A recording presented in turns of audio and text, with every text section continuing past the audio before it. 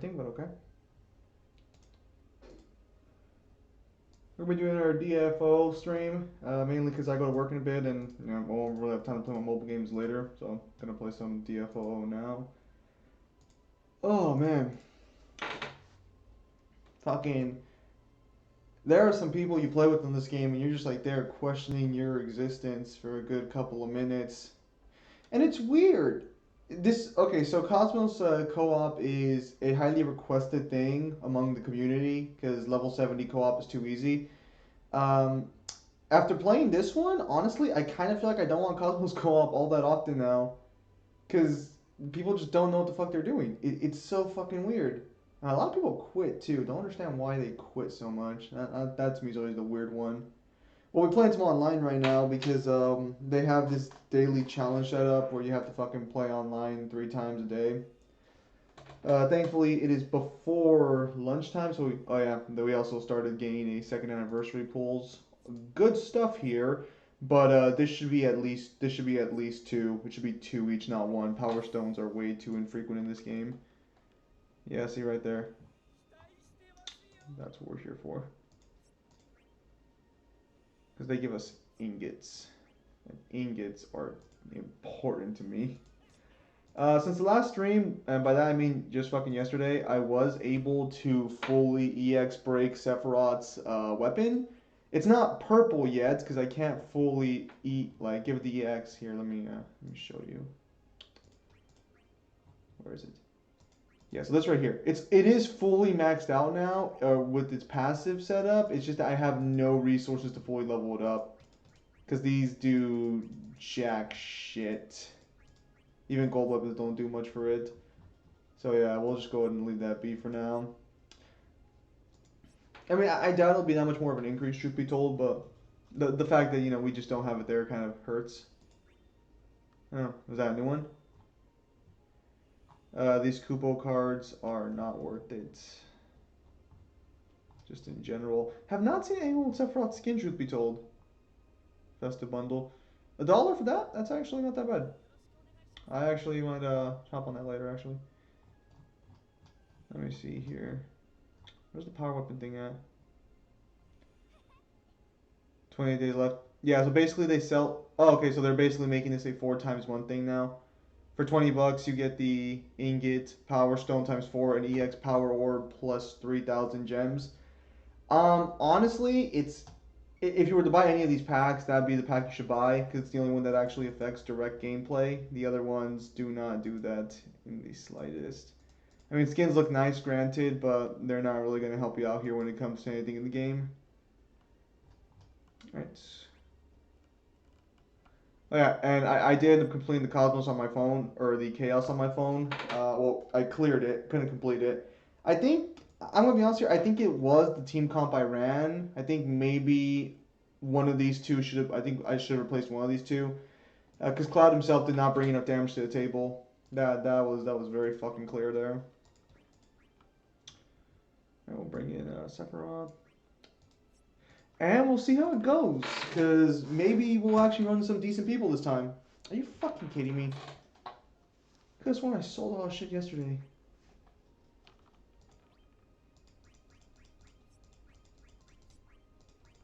There's no just like sell all this amount, unfortunately. Or here, let me check and see actually. Can we sell? Yeah, there's no just like sell. I can't just say sell all the fucking silver ones for some reason. If I can, I haven't seen anyone talk about it yet.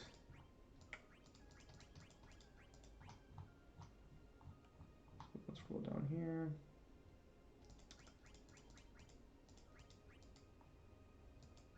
Yeah, I'll probably be on for like around 2-ish hours, so we'll see if anyone else joins in the meantime. Alright, then. We're gonna sell a bit more because I do want to get more. Actually, hang on. If we're gonna, yeah, we'll just sell these. We're never gonna use these characters. It's not that they're bad inherently. It's that like I'm just not gonna build them up. I already know I'm not gonna build them up. This game, backlogging in this game is not possible. Oh shit! Hey, what's up, Reggie? Backlogging in this game does not. I already have her EX, so we can't sell hers. Backlogging in this game is not a fucking thing. You almost never go back to power up characters. You even if the ones you use, like I still haven't gotten Warrior of Light Purple, and I even bought his skin. But so many new characters keep coming out that you're just like not. You're just so pressed to level up the new character because they're always either gonna be better or they're gonna have something good. Sounds like you're already complaining. I'm not complaining. I'm just kind of talking about why I'm kind of selling these gold ones here. And I'm explaining that these characters I'm probably never going to use because backlogging or going back and upgrading characters is really. The only reason I actually have Garland fully maxed out because I didn't have him maxed out on my last stream or on the last time I streamed on my phone. I do have him now. That's because Garland was one of those characters that I ended up really liking from Final Fantasy 1 because he turns into fucking chaos out of fucking nowhere. That was such a good fucking moment.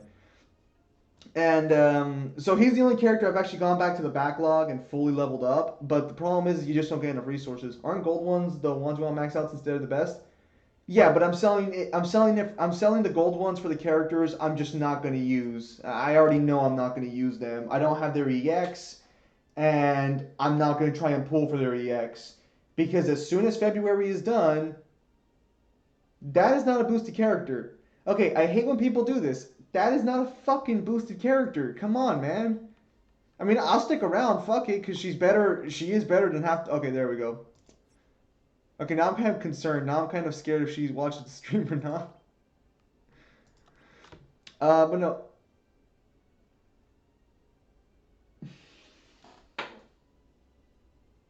The fuck? Mario being Dante? No. At the very least, not base Mario. If you can bring some, like, what's Mario's best feat? Freaking, you seen a lot. How long you been playing this? Oh, I've been playing this for over a year now. I actually have, okay, so global is, well, I'm asking what Mario's feats are, because I don't know. From what I've seen of Mario, he gets stomped out hard. His powers aren't that good, his abilities aren't that good, and his power isn't now that good. Fuck me. Are we? Where's a third fucking person? Okay. Um, for sure, I've been playing this game, Reggie, for at least 1 year. I've been playing it for a full year, and I still suck at the game. Oh, really? Wow. That was Square Enix Joshua. That was an actual Square Enix character. That was the first time in a full year I've actually been in the lobby with that person. That's honestly that's a first for me. Holy shit, that was pretty cool. Shame the person quit. I don't know why the person quit. Again, people quit this. I think people want two Sephiroths. I don't know what the fuck people want in this one. Mario's the strongest people make Mario. Paper Mario's the strongest people make him out to be. So how strong is Paper Mario then? Oh my fucking goodness gracious me. Okay. Full team. Never mind. Second I started bitching. Full team. Okay, so we're actually gonna go ahead and we're gonna put in Ramu too because this boss is weak to lightning. I haven't fully maxed out my Sephiroth's gear only because I don't have enough gold for it, but or at the very least his armor. I am no shirtless Sephiroth. That's the weirdest thing about this fucking this event is there's almost no shirtless Sephiroths. For those of you who are unaware, okay, so hang on, move on back to wait. What do you think? Can Composite Mario beat Dante? Well, I would have to see what Composite Mario does. That is so fucking good. Holy shit, 76k, not even buffed. That is pretty fucking. Oh, oof. That's what we're aspiring to be there, ladies and gentlemen. That's the aspiration. That's the fucking goal.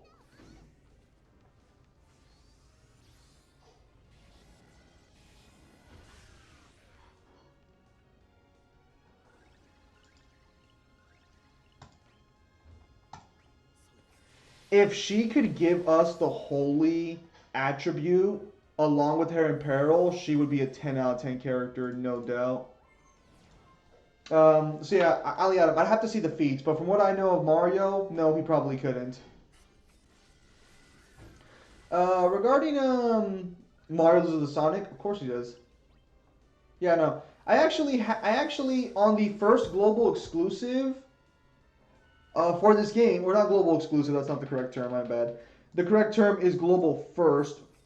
I actually got the first global first character fully maxed out. They were actually the first character I fully maxed out in this game.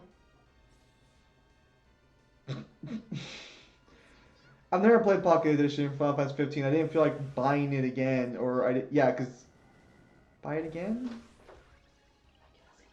Oh, dos. Yeah. Bye bye. I think he thought that was me. Oh, okay, don't focus the fucking healing spear for fuck's sake. It's fine. Just focus the main guy. He was already broken. Okay, great. Now I'm fucked. Hang on. Is our EX up? All right, so that's beautiful. Again, I have to know what Composite Mario is because from what I understand, Super Galaxy, he is universal. Okay, so there was Final Fantasy 15 Mobile, which was like a chibi version of Final Fantasy 15. I remember that one. Then there was I didn't even see. Do you guys remember how much damage I did? I didn't see how much damage I did.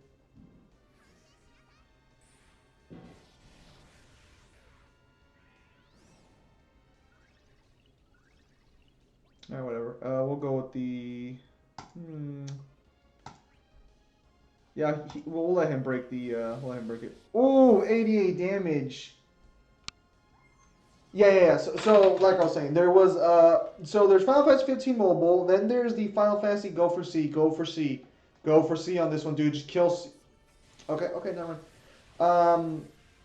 Yeah, and then there's the Clash of Clans knockoff, which is the one that no one ever really played because, or actually, I don't know. Did anyone play that one? Is that game still going on? I never got into it because honestly, I don't like those types of games. They're super annoying. Okay, he's got Ramu up. All right, perfect. Just use your Ramu. Just use your Ramu. Just summon. Just summon. Just summon. Just summon. Just summon, dude. It's not that complicated. Summon. Just summon. You summon and we basically win. Just summon. I think he's concerned about his EX. I think that's what's going on here. So we're gonna go to the. Just summon. Just click the fucking summon. Just click the fucking summon. Come on. Come on.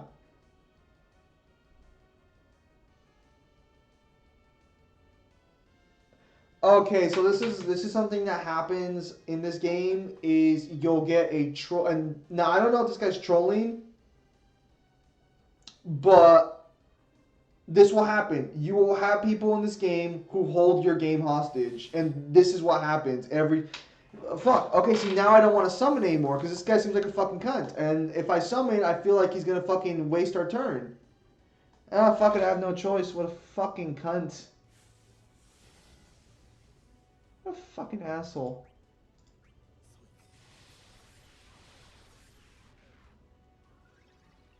Alright, so back up to have my EX up? Not yet. We'll go with another Fervent Blow. No big deal. Alright, now I have my EX up. And is this fucker gonna do something?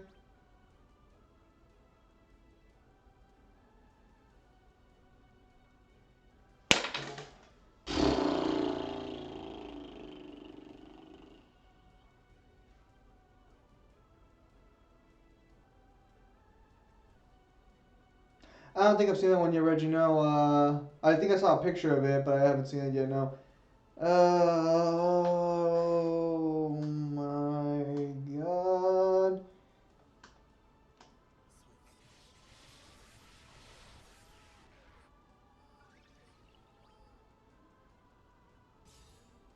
What the fuck are you doing that fucking takes you away from the phone for fuck? I mean, at least he's back, so that's nice. I guess so I guess he wasn't trolling. I guess he actually had to fucking go do something. But you're playing on. I'm assuming he's playing on a phone, like not too many people playing on a computer. But hey, do you hate when people say Devil May Cry story is bad? Because I can't even say that.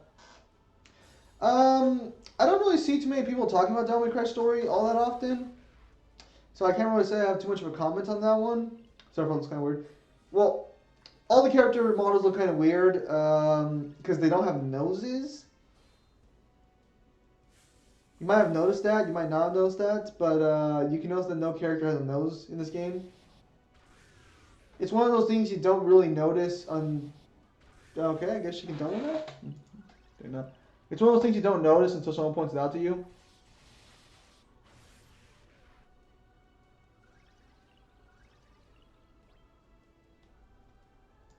Well, people on the Reddit aren't too.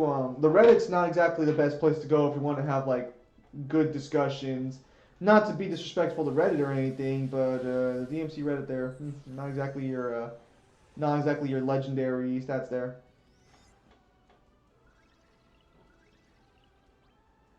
Next, he's gonna go with another Feather and Blow, or actually, he could probably finish off with the Noctis. No, I don't think he can finish it off with Noctis. Okay, dude, pick a fucking move. I was gonna say you already fucking kept us here. Oh, okay, so he was gonna finish off with Feather and Blow. Not bad. I was gonna say, dude, do not fucking keep us waiting here. Fucking get. Just pick a fucking move. Doesn't matter. It's fine. This is the score you are constantly getting if you have at least 2 Sephiroths on your lobby. It is unreal how easy it is to max out the score on this mission as long as you have 2 Sephiroths. But again, I've played probably like I want to say like 20 games now. No, 20 games now, and I still haven't run into a single fucking shirtless Sephiroth. It's fucking weird. Yeah, it's only fucking tabs. Remind me not to play with you. Nah. Look, man. Look. If you're gonna play a co-op, I expect you to play the fucking co-op. Okay. Alright, so we're gonna go ahead and we're actually gonna put a Ramu in here, just so that way when I can summon. What the fuck? What the fuck? I mean, here's the thing. There's no real point to boosted characters. Why do you want Sephiroth shirtless? It's not that I want. Oh, well, son of a bitch. Okay, so that's the first shirtless Sephiroth I run into. It's not that I want Sephiroth shirtless. It's just that I'm curious how much the skin sold because this is the first person I've run into who has shirtless Sephiroth. We'll actually drop a C back. And now if we drop B back, that'll put her closer. Okay, so now we're gonna get Sephiroth faster. It's because okay, so it's a global first skin, and I'm kind of hoping it sells well because that way we'll get more global first skins in the future. Yeah. Don't worry, son. Don't worry, son. I know what the fuck I'm doing here. That fucker's playing on phone and he's spamming fucking emotes. Okay, so we'll see. She dies by either of them. That's okay. Now she has a revive buff that she hasn't put on us yet. Is she?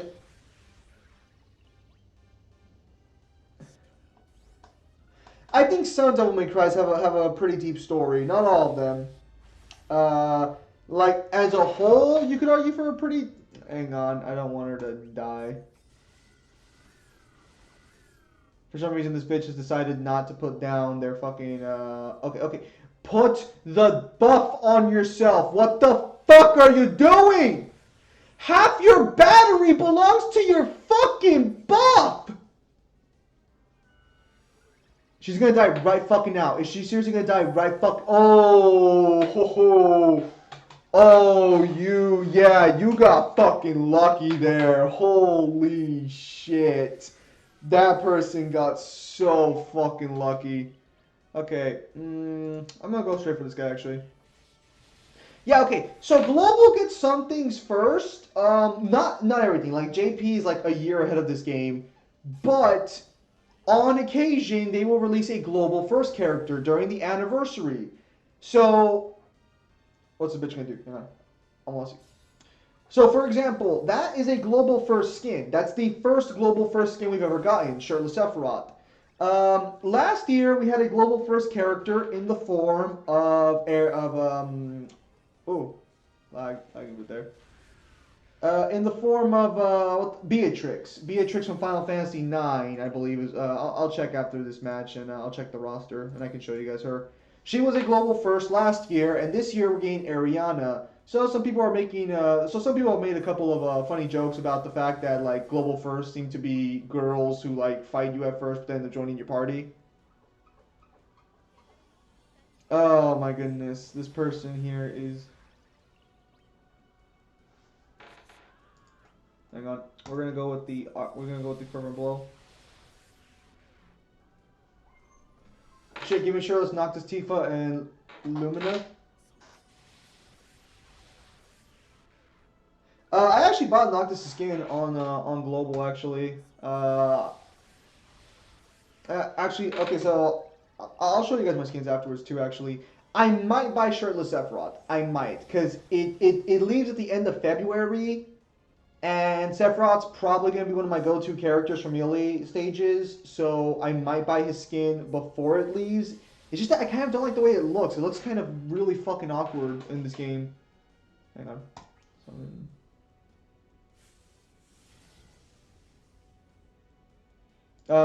Does Hanukkah not have anniversaries? Because if it has anniversaries, you would think they'd give you something for the anniversary first. Okay, now to be clear, we don't get exclusive stuff, and we usually get stuff that's coming out for JP like in a couple of months. It just hasn't come out yet. Like, JP is getting another Type 0 character, and Gladio. Not Global first.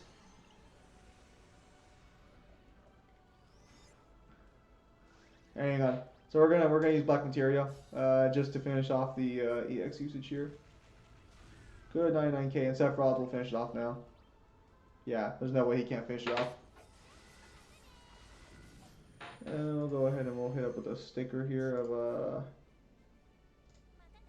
Tifa sticker. There is no chat in this game. You communicate via these stickers, and that I think that's how they keep flaming down, or that's how they try to keep. Final Fantasy Dissidia. Well, no, Shirtless Sephiroth's going to appear in Final Fantasy VII, presumably, because Shirtless Sephiroth appears in the final fight with Sephiroth in the first game, or in the original game, when you go in, like, the Sephiroth's head or whatever. So there's no doubt in my mind we'll get a Shirtless Sephiroth in the remake. Let me think. Fuck.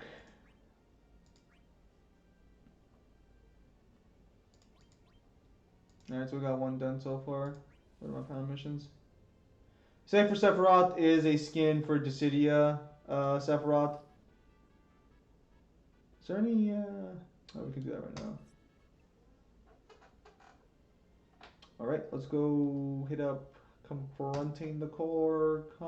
I think I might show you guys the King of Fighters game as well. Maybe. I'm not sure. I might download that and show that to you guys, because the King of Fighters game is also another game that's kind of neato.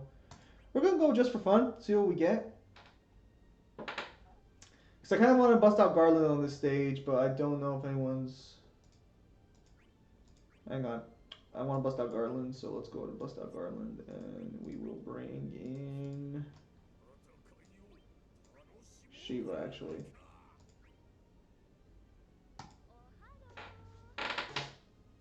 The Blaze Blue mobile fighter is good. Is that like an actual fighting game? Like, we're like, how does that one work? Never played that one. Never even heard of that one, actually. Okay, so Emperor is a character who I think just left. No, Ali Adam, they're not. There are characters that... I think Devil May Cry characters are the strongest in a, like, sensible way. But no, they're not the strongest, because there are characters who have some stupid abilities and some stupid power scaling, like, that go way up. Especially in, like, fucking, ironically enough, light novel. Ironically enough, Japanese light novels are home to some of the most OP characters and, like, OP power scaling in, like, fiction. I don't know what it is about Japan and that, like, whole setup there. Okay. So fucking Emperor right here is a top tier fucking just nightmare on this stage. He is fucking 10 out of 10. I really wanted to pull for him because he seems super fucking good. But then they announced Ariana was going to be the global first character, and I couldn't do that.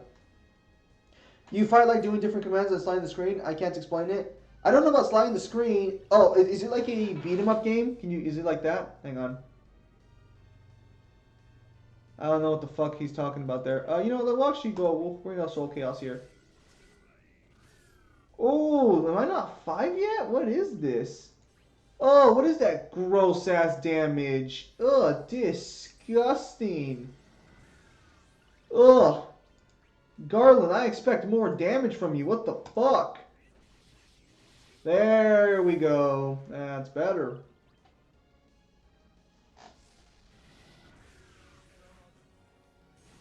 Oh yeah, yeah. See, yeah, light novels again. They just have some of the stupidest fucking power scaling in fiction. It's DS Ear is the one I keep fucking hearing about, or that one. I keep hearing so much about it, and it sounds stupid every time I hear about it. Like, I'm not saying it's bad. I want to make it clear for the record. I'm not saying the light novel is bad. I'm sure it's a great light novel, and I'm sure it has fun characters and fun moments. But on a power scaling level, it just sounds fucking stupid. There's so much stupid ass crap that keeps going on there. It's just like fucking, why is this even here? Okay, disaster chaos, perfect. Let's go ahead and we'll actually go ahead and set Soul of Conflict up just to give us some max brave to start this off, and we will go into this. Hmm. As someone's spoken. Yes. Pim. Oh, Fuck. welcome, Demon. Hi. As you can see, Sephiroth already does a way better job than Garland, and my Garland is fully maxed out, unfortunately, but Garland seems more fun to play. This here is, I think, a part of Umnico. Hello, Triple. And here's Emperor with the good old EX ability. This ability is so fucking good. Fuck, I wish I would have gotten him. There's a Dead or Alive mobile game. I could not. Oh, hang on. We'll use Round Edge. Yeah. So what's good about Garland is Garland has a guaranteed. My day's going good, Triple. Thank you. Garland has a guaranteed knockback on his ability usage, and he usually deals around over 60k. I don't know why he's not doing it now. I don't know why he's having like. I don't know what's going on here. College is fine. I'm just slacking on some homework right now. Every time they move because of Emperor, they will always be fucking We'll just okay chaos. And we'll let Emperor just fucking have at it. Emperor's fine. No, it's part of their universe, like the Nasuverse. I don't. Okay, which one? Oof. Oh fuck, 93k. Oh, that splash is awful. It's so stupid that some characters in this game don't have 100% splash on their HP attack. It's just like, why the fuck even bother? We'll go into Round Edge. 96k, there we go. That's what we're talking about, Garland.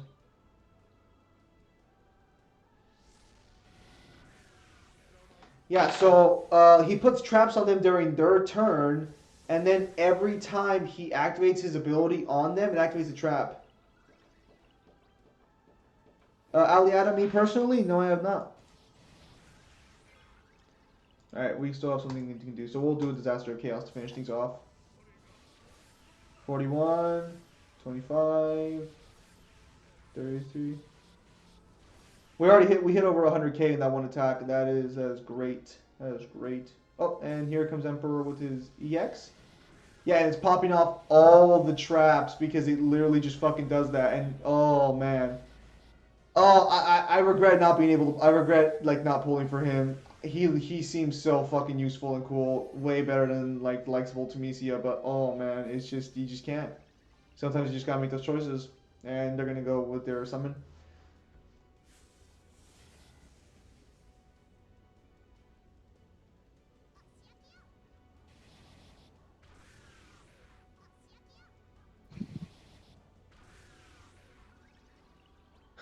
I correct his enjoying virtual punch zero. Yeah. Okay. So this is the main problem with this game inherently. And that's power creep, I think, is the problem here. Because as you guys can see, if you've been watching the stream from the beginning, my Garland, who is a really good like DPS dealer, doesn't even compare to Sephiroth.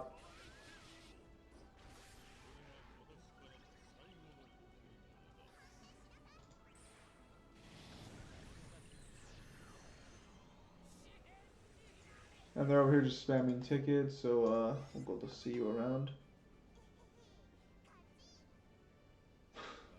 It's called Dragon Ball Heroes. I don't know. I'm sure Mangler's fine, but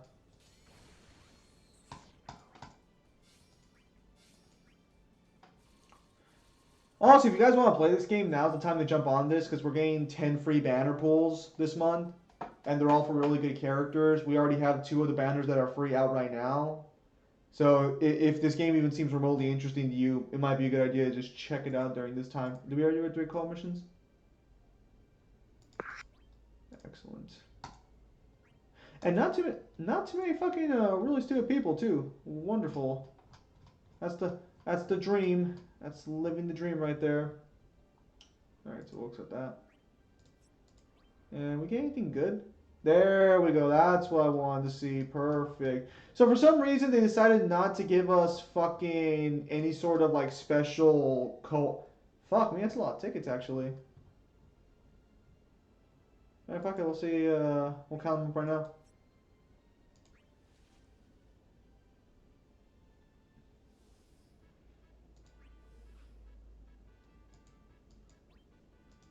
Oh no, we're sweepers, right? Plunderer? I don't think I've seen Plunderer or no. Hey, Vox Mask, what's up? How many did we get? Oh, we got like 20. Yeah, okay, so right now we have these 5 banners. I've spent 170 tickets on Emperor's banner and never once got his fucking weapon. Let's collect another 20 tickets.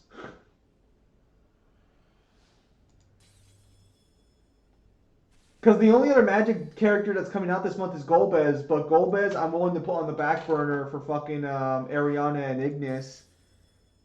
I don't want to waste too many tickets, dude. Time to top up. There's many characters in DB that reach Multiversal Plus, Complex Multiversal. If you what the fuck?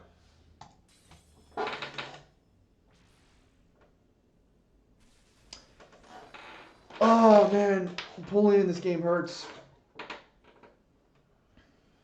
I still have like 100 characters I need to finish farming with the brothers, which I actually might do some brothers farming this stream too, just so I can get that out of the way. I think I got like 5 days left before the double bonus character is gone. I know the last character I left off on was Laguna.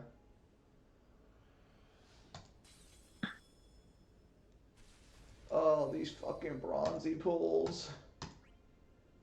What is this pain I'm feeling in my soul?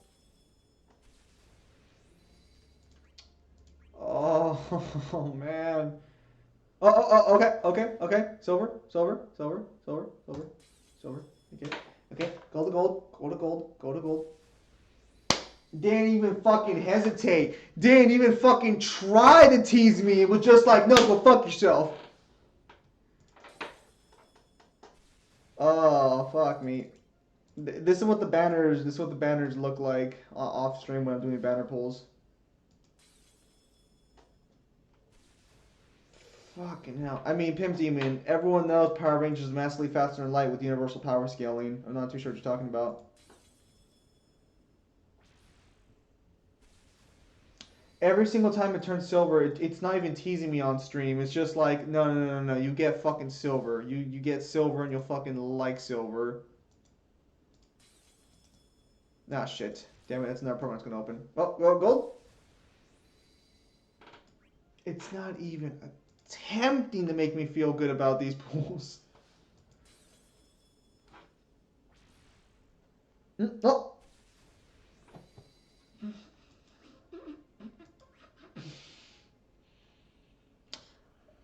It just hurts. I'm just looking at this and it just fucking hurts. Oh.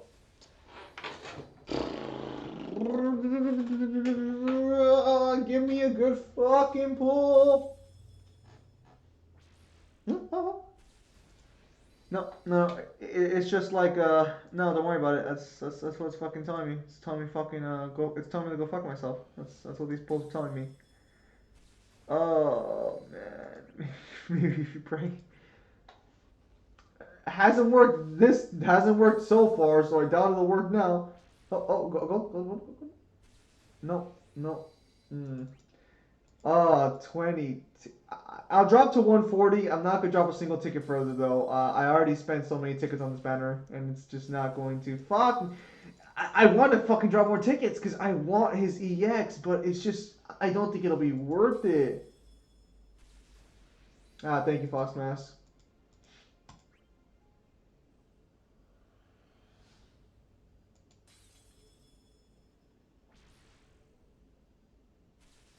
Yeah, I wasn't. I'm not even trying. I'm not even trying to get my hopes up anymore. Every single fucking time, it's just like, go fuck yourself. Oh, that's a shame. That is a shame, because that would have been nice. Oh, oh, oh. Nope, that's a Bronzean shield, and let's see.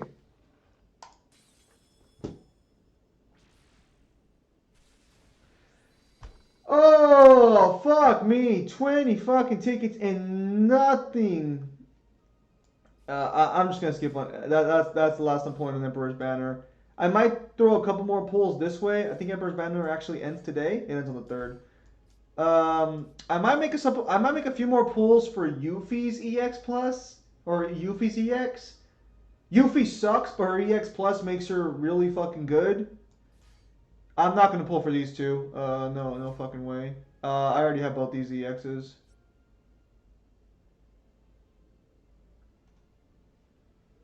Okay, so let's actually in the World of Illusions. Where was the okay, so we have 5 days left to clear up brother farming. So let's see, where was I at? So okay, so unfortunately this was the team I think I was using for the farm. Yeah, I was, so my dumbass took out. Okay, so we maxed out Sephiroth already. Actually, did we ever put his passives on, or we did not? Well, that might explain actually why my Sephiroth was sucking ass in comparison to the others. We didn't have our fucking things up here. Okay, tickets are okay. So hang on, let me first grab where is he? Let me grab Bart's. Okay, where is he?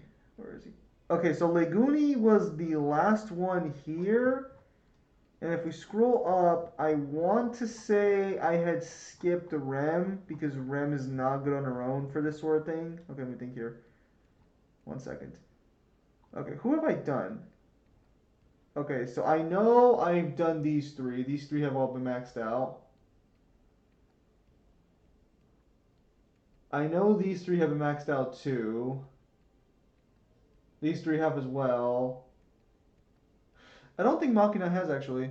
So let's go ahead and put Machina in there. Yeah, Machina has been maxed out. Yeah, alright, perfect.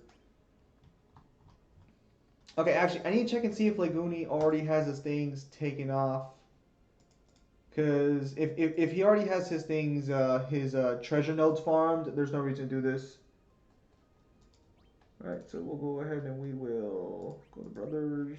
Okay, yeah, so he already has his done. Good. That's a good thing we checked, otherwise we would have wasted a match.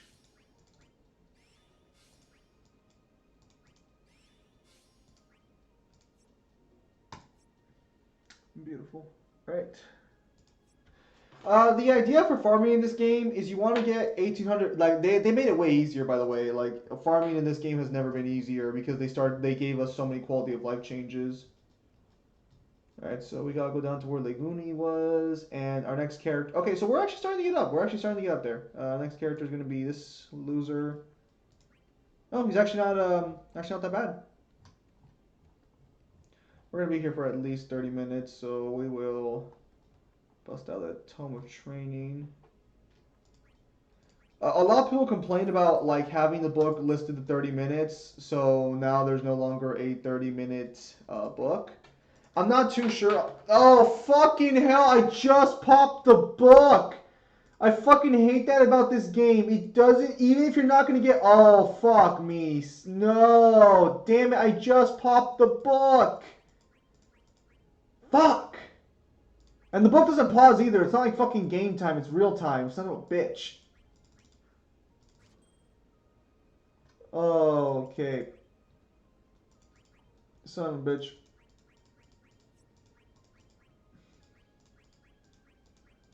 Okay, I think after this one we'll be able to fucking start the farm, maybe? I really hope so, because, oh, no, 2 more. Alright, perfect, we can start the farm. Even though you don't get anything of fucking that type from this event, or from this match, they will not let you start matches like this if you fucking, yeah, okay, so fuck, we just lost a minute. It takes like 3 minutes on average to fucking, to beat these with a good character.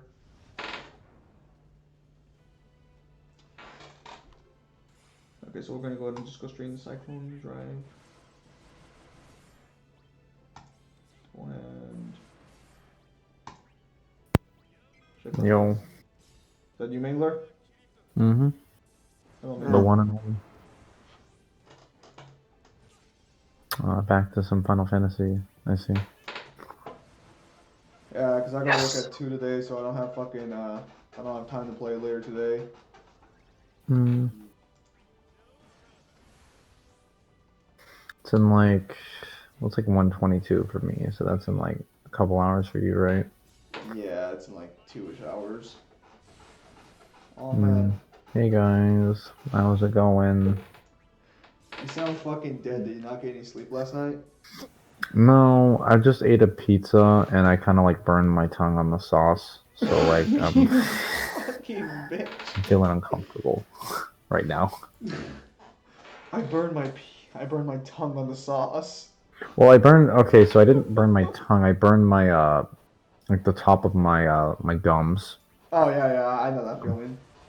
Oh, I don't know why I said tongue. I was like, oh, there's a piece of meat inside my mouth. Must be the tongue. Can't be anything else. Apparently, you're talking about Pennywise and Freddy still. Yeah, I don't. Um, Don't I you just don't know love what. when you conversations you don't know anything about? Yeah, I saw Mario being mentioned earlier, but I don't know if that was like tied to the Smash Ultimate discussion we had yesterday. No, apparently that was just people think that Mario can be like, I guess canon Mario can be Dante according to some people. I mean, Ken and Mario can beat like weaker versions of Dante, but like not fucking any version that exists in DMC2 or onward. Well, do you know like what his feats are or no? I'm not sure. I've just been I've been okay. So I was shown his feats earlier that mentioned that he was put at 2B, and I looked over them pretty extensively. And then like about a month later, I completely forgot everything. So I have to like because I kind of like what was it I did this thing where like I look at a different version of a character, usually a version that's not canon. In this case, the Smash Ultimate one, and I sort of compartmentalized those feats with the canon feats and completely fucked up my memory. So I don't really. I just know he's 2B in canon as well. I just don't remember. He might be weaker in Smash Ultimate than he is in that because again, they're barely 2B.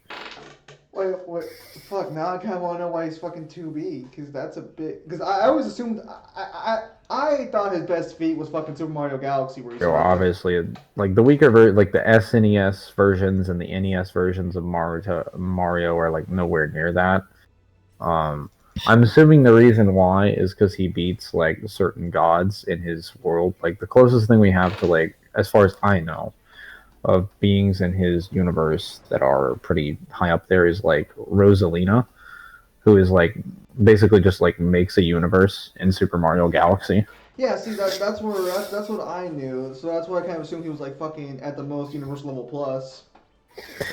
Yeah, I'm pretty sure he just beats like a god that's above that. If people are referring to, 2B Mario, they're either referring to like, I'm assuming what he does in Super Mario Odyssey, or something of that nature, because Super Mario Odyssey is the latest Mario game. What the fuck did they do in Odyssey? I'm not sure, Say he just because fucking again, I violates don't people's remember. rights. I mean, I've tried like, see, the thing is, I've played like every Mario Advanced game, like all the ones on the Super Nintendo, all the ones on Nintendo, and all the ones on the Nintendo 64, and he doesn't even do anything that's like remotely akin to like planetary feats. So for him to go then to like immediately to like Rosalina, well, he doesn't. I don't think he scales Rosalina in Super Mario Galaxy, but then again, I haven't played the sequel, so I Alright, don't know what just he does there. Super Mario Galaxy 2, not just like a copy and paste. Yeah, people are wanting a Super Mario Galaxy 3 still, so. I mean, people want a fucking third game for a lot of series. Doesn't mean it's gonna fucking happen. You remember? Mm-hmm. I know about this little known game you guys might be familiar of. It's called Half-Life. I think people are still asking for the third game of that one, and it's been like 10 years. Half-Life 3? Did Valve just confirm Half-Life 3 on the stream? No, I can neither confirm nor deny. Oh, fuck. I want Ninja Gaiden 4. Dude, we're having trouble getting threes. You think you're gonna be able to pop a 4 in there? Get the fuck out of here with that fucking wish-washy shit. Hmm. I was never into Half-Life. Like I guess it was before my time. I guess because I didn't join the PC gaming revolution. Well, not revolution. I didn't join PC gaming until way fucking later. And Hmm. afterwards, it just didn't seem like worth fucking playing. You know, funny enough, the Smash Ultimate roster versus Dante thing is literally just the Avengers versus Thanos, where Shulk is Doctor Strange with the Time Stone, just telling everybody how many times they're gonna get fucked by Dante, and that out of all these futures, they may win one. I remember after fucking Endgame, me and my brother just fucking went at it in a debate, talking about Doctor Strange's 1 in 14 million and what he was actually referring to. Actually, there were two. There's the one where they win, and then there's the one that features Tobey Maguire. I've actually seen those, the Tobey Maguire in the MCU. Dante is gay and overrated. Well, he is wearing a cowboy outfit in 5, so we're on to something. Whether he's overrated or not, I mean, I call him a hypocrite every chance I get. And I don't shit on his gameplay, but I'll always prefer Nero's to his, so, you know. Ninja fucking Fury over there. Dante's a gay cowboy. Yeah, you think if I could provide, like, you guys honestly think that if I could prove definitively without like any errors or any shadow, within a shadow of a reasonable doubt, that Nero was like 2B, that I'd be still using Dante? Like, you got some nerve. I mean, Dante's powers are technically better than Nero's, like just on a power Yeah, level. but Nero's are more interesting to me. I like the idea of using like bringer knuckle and stuff. Like, oh, you're punching me? Let me just punch you while we're both attacking. Like, So Nero just has a guaranteed fucking counter against his opponents. Just fucking, oh, you're hitting me, but I can hit you back even if I'm still being hit. Dante is engaged, peaks sexual. You know, call is being stupid. That's fine. I'm still here. You know, I was go ahead. You know, Makin is actually doing fucking work on this stage.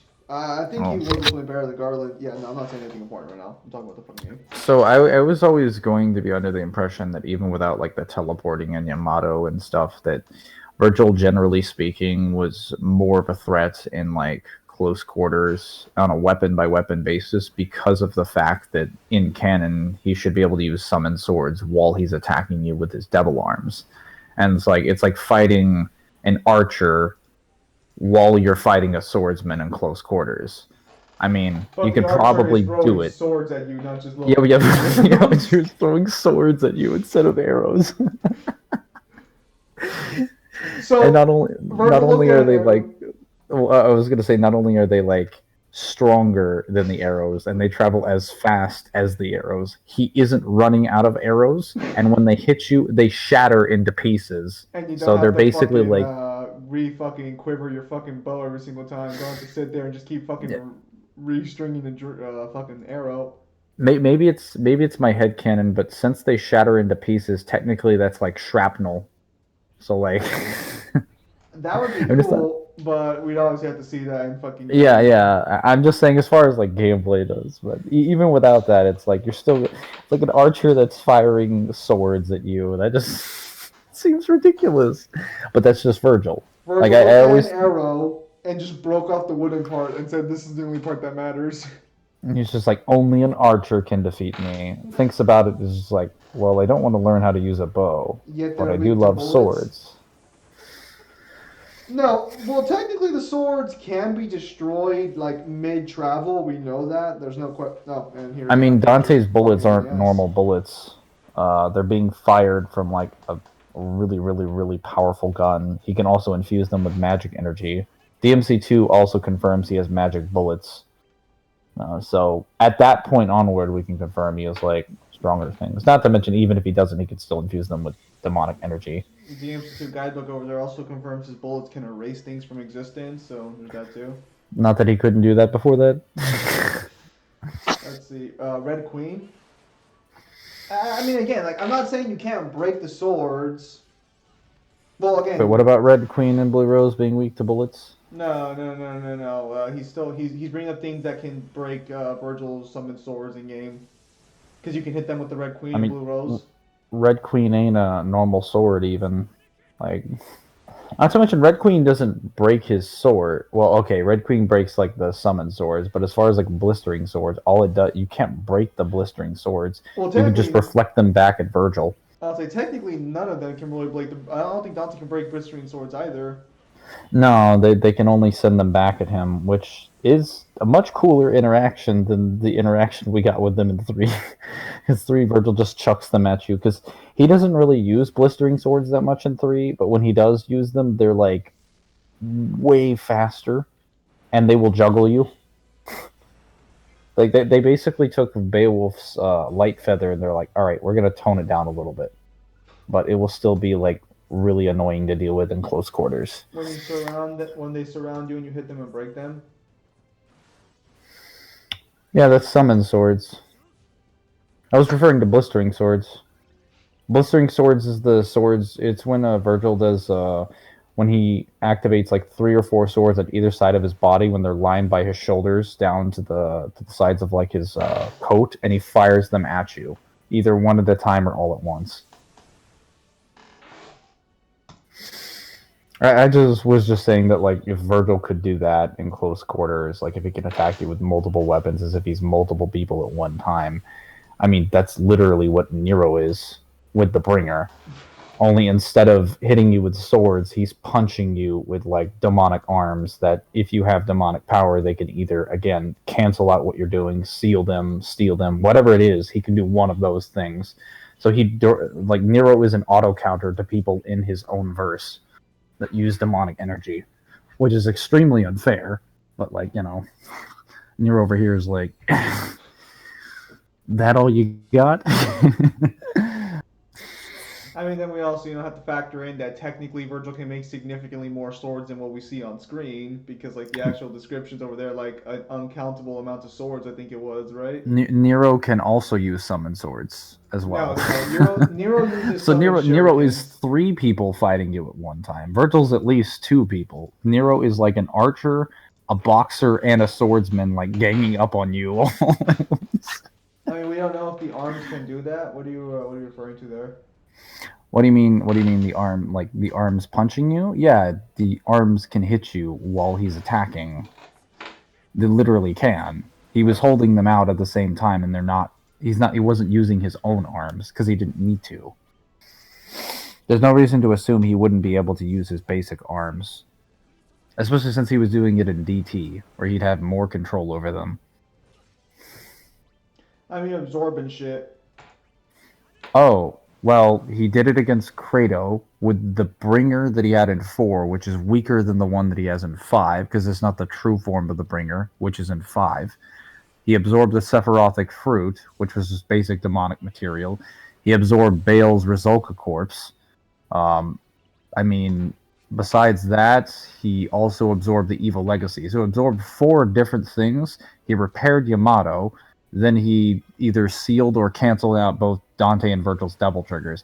I think it's reasonable to say that he has some sort of interaction, very unique and overpowered interaction with pure demonic energy. The arms and the Devil Bringer are different. Reggie, the arms are the true form of the Bringer. The Bringer is something that's confirmed by the Deadly Fortune novel to exist within him. And that's what the Bringer... Well, the Bringer was supposed to bring that up, but obviously Virgil got rid of it. So he brought it out again when he was like, hey, I activate my Devil Trigger a second time using Overture. That's just the Bringer. Like With the power of daddy issues, I'll never lose. It's just the true form of the Bringer. Because again, this is his Devil Trigger. The Devil Trigger he activated in the stand, the JoJo stand he activated in 4 was a fake one. That was just Virgil's DT bringing out his inner devil as a catalyst, using Yamato as a catalyst. And people over here saying Virgil's a bad father. Virgil's just like, I'll leave you here, but I will give you the greatest power. Yet when you fight Virgil a first playthrough, he doesn't have them? Wait. What are you talking about? He has them in the epilogue. He literally uses the Spectre arm. I was Like, gonna say, you get the arm at the end of the first fight with Virgil, or you get the arm at the end of the game. Like, if you're saying like Nero versus most of the first playthrough, yeah, he doesn't get it until the end of the last mission. Definitely, obviously, we all saw that. But like which when, is when he fights Virgil. yeah, but when after he fights Virgil, when they're going in the van, you know, when they're like driving down the street, and you see like all that, you see all that construction, and then Nico slams on the brakes and they get out, and he walks out in front of the van to where Nico is. Nico gives him a devil breaker, and he's just like, I don't really need it. And she's like, it's a work of art. Like, oh, how sweet. And then he puts it on, and he literally makes his arm a specter. Like the human arm that he remade, he makes it a specter. He dematerializes it so he I'm can fit it over the thing. talking about if you fight him on DMD or something. I don't think DMD is canon difficulty because it's a repeated playthrough. Canon difficulty is actually Wait. Why wouldn't you? Even then, you would still have the arms. What? I mean, you do, Reggie. I don't know if you're referring to the fact that you have like technically regenerating demonic power the very first time you fight Nero. That much is canon, but as far as like Nero activating his DT, we have no reason to believe Nero has the ability to regenerate DT as consistently as he did then, because he only does it the very, very first time and no other time. I mean, So but we would also have to factor in balancing issues here. Very clearly DMC5 tried to implement story and gameplay far more than usual. you wouldn't So have the wings. You mean the arm? Okay, those things that he has on his back, those are arms. I know they look like wings. Those are the backs of his arms. the darkness loses to DMC. What do you want about? We've been over this. Are we talking about the darkness? Like Well, Cage fuck. Darkness? No, Fox. No, what the fuck? No, Jackie Estacado. I really wanted to meme there. Like, and Billy Zane over here, like, darkness is the heart's true so essence. yeah, he's talking about Jackie Estacado from Image Comics. Comments. Okay, yeah. I've only played the Darkness too, so I don't know enough about their feats. Zim, you take it away. From bastard. From my research, because I already did this matchup. From my research, Dante wins because Jackie Estacado, or the Brothers of Darkness, isn't that strong. Mundus Solo's Kingdom Hearts. I don't know, dude. Kingdom Hearts apparently gives you Universal Plus levels of multiverse levels of power, right? That's the Kingdom Hearts. Yeah, the power of hearts are near limitless. Even if we took that interpretation, let's say it's near limitless potential. What's stopping, like? Yeah, no. Well, Pim, the wings cracking their knuckles again. That's literally, they're just arms that have, okay, so they have like literal like feather extension things on them. They're just arms that have slight wings. So they're technically both. They're winged arms. There you go. Winged knuckles. Yes, he flies with those arms. Okay, now that we got that out of the way, even if we took Seth's interpretation of Wank, I would say, of Sora, he still loses to DMC2 Dante. What's he gonna do against Jackpot?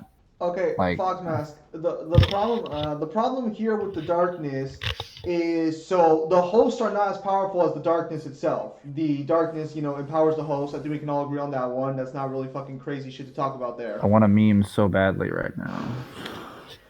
According to the lore of the series, if the darkness and we're just gonna call his enemy the light because I don't remember what its actual name is right now, but it's basically the light. You guys can fucking fact check that one. According to the series, if they were to fight at their full power, it would destroy the universe. Just the universe. Not the multiverse, not the omniverse, just the universe they're fighting in. That's all that would be affected by their fight. And again, that's the darkness itself, not a fucking host that's weaker. Again. Well, I've played a little bit of the Darkness too, so I'm familiar with some of the canon, but I do know that one of Jackie's biggest weaknesses is the light. Like, it really hurts him. it's not so much that it hurts him. He just can't use his powers in the light. So like if you fucking show a flashlight at his face, he can't use his powers on his face or in the light area. Hmm. I mean, what's he gonna do against I like mean, Fox Mask. Doppelganger if that's true? I just told you why he wins. It's more of an AP issue here than anything else. I mean, you can call me a DMC winker all you want, but provide me the source, to suggest otherwise, and then I'll bring you all the shit that Dante can do to beat the darkness. Dark Souls is a way better chance of beating DMC. I mean, if you mean that it's like technically one tier higher or so, I guess. But like Dark Souls has about as much of a chance from a pragmatic standpoint of beating DMC as Darkness does. All right, so we're gonna go ahead and we're gonna. Dude, Jack at Granted, one point he had a son inside of him, given it was dying, but he still had a son. Dude, a son is not a big fucking deal to Dante. What are you on about? A son's not a big deal in general in fiction. What do you? Whatever you're smoking, you need to share with the rest of us. It's very clearly the best stuff around. Oh yeah, the Seth's interpretation of Sora also kind of assumes that Sora scales to the X-Blade Xehanort. I've already explained why that doesn't work, because Vanitas and the fact that he literally loses to that Xehanort and then wins due to and then proceeds to win due to plot armor. So even if we took that consistent scaling as canon, Sora doesn't have his abilities from KH2, which means he doesn't have Reflect, the omnidirectional omni-barrier technique that protects him from literally anything that Dante would do. That's not a generic ability. That sounds like something that'd be a generic ability. No, he learns it specifically in KH2. I don't know if it's like confirmed as canon that he gets it, but I mean he has it in his like inventory as a lot of the other items, and it's scripted. You're required to get it to get through the game. Whether you use it or not is irrelevant. But it is a reward for getting through some of the bosses, so that are all mandatory. You're required to go through them. All right, that's fine. So even then, that and Magnet and all the drive forms that he has in 2 specifically, yeah, none of them transfer over to 3 because it's confirmed he loses all of his powers. So all he really has is the Keyblades that he gets in 3 and their forms, which, assuming this works similarly to the way the drive forms in canon work similar to the way that they work in the game, because the drive forms, well, at least, okay, so the drive forms in KH2 don't work the way that they do in canon. Sora is able to go into Valor form without consuming Goofy's being, which is literally what he does. Like, you literally, like, perform, like, a fusion dance. But, like, and you just absorb Goofy, and then you become Valor form. Apparently, no power Sora can still slap Titans. And also, funny no, he doesn't slap. Pimp, he doesn't slap the Titans. Literally, after the cutscene finishes, he doesn't do anything. They're still standing. Hercules comes in and is just like, all right, let's just free my dad. And then Zeus proceeds to throw lightning bolts at them until they run away. And then Hercules sucks up Typhoon, and then picks up Typhoon somehow. And then Typhoon sucks up all the other Titans, and then he throws them away just like he does in the movie. Sora doesn't do anything to them. I don't know why Seth lied about that. You could literally watch the scene. They have no damage on their body, and even if you wanted to say you can't represent damage in terms of the graphics engine, they're still pumping steam. They're just fine. They're not tired at all. Like, and like, again, they literally have animations in game for what they look like when they're staggered. The idea that in a more detailed cutscene, the developers didn't have the ability to show that they were fatigued is ridiculous. Their intent was obviously not to show that because Sora is not strong enough. It's a dark day when Mangler's arguing for author intent. That's a scary moment. Yeah. Hang on. I'll find any argument I can that's feasible enough to get swords, a multiverse, because that'd be kind of cool to put him up there. But like again, I'm not gonna take these poor ass arguments. They're trash. Like, How come the Bringer doesn't absorb Devil Sword Dante or Yamato when his arms touch them? hang on a minute. How come it doesn't absorb them? Why would it? I mean, like again, the sword is connected more so to their soul. It's not. I mean, in the case of like freaking Kratos thing, we could say it's like more of a what fucking called. He's a pseudo devil trigger. The Sephirothic fruit, the Rizolka corpse, the Bring Enough. That's just pure demonic like energy and shit. I mean, we don't know exactly how he consumes it, but we do know there are conditions. I mean, he obviously has to touch it. It seems to be the case that it doesn't need to be tied to anything. So, in the case of the Rizolka corpse and the case of the Sephirothic fruit, both of those were detached from those body. I could say that that's not necessarily a requirement, but it's not like he stole Dante and Virgil's DTs. Like, he didn't steal them, he just either sealed them away or turned them off. So, You look like it's Critical. reasonable to Wait, what? Not you. Oh. Sorry. He did it in 4. I mean, he didn't steal Kratos' Aegis' shield, though. He just, again, like, he just absorbed some power from him, and that deactivated his transformation. Because when Kratos takes his Angelo form again, he has the shield. Despite the fact that he presumably loses it. I guess you could, again, like, since Nero gains an Aegis shield, you can confirm that he absorbed enough power to be able to use his own, or at least use an ability that's akin to using the Aegis shield, which apparently consists of him picking up an enemy and holding it in front of his face with a bringer. That's the Aegis shield for him. Does he actually have the shield when he attacks Sanctions again? Well, okay, no, he doesn't have the actual shield. He just gains an ability in-game to pick up an enemy and hold them with the Buster while he moves and attacks. Well, That's what I it. was gonna say is I think Nero can absorb discarded pieces. I don't think. Well, like so, let's say for Ghost Rider here, when I was doing my Ghost Rider versus Nero matchup, I said like Nero would rip off a chain of Ghost Rider's Hell Chain and absorb that. I don't think Nero can absorb things directly from a person. Well, the only times where he absorbs something that's attached to them, he doesn't take it from them. He just takes some power that represents that object, and he's able to steal some of those abilities. Because he doesn't take Kratos' ego shield, or not Kratos, Kratos' ego shield. He doesn't take Dante or Virgil's DT abilities. He doesn't take their swords. He just deactivates their stuff. He didn't take Yamato. Yamato is in Virgil's hand in the next cutscene. Actually, it's in Virgil's hand in the same cutscene. It's like you could literally see it in his hand. Foxmask, you're just gonna have to accept the fact that the darkness gets wrecked by DMC. Foxmask, you're just gonna have to accept it. I think he's more concerned with Freddy and Pennywise.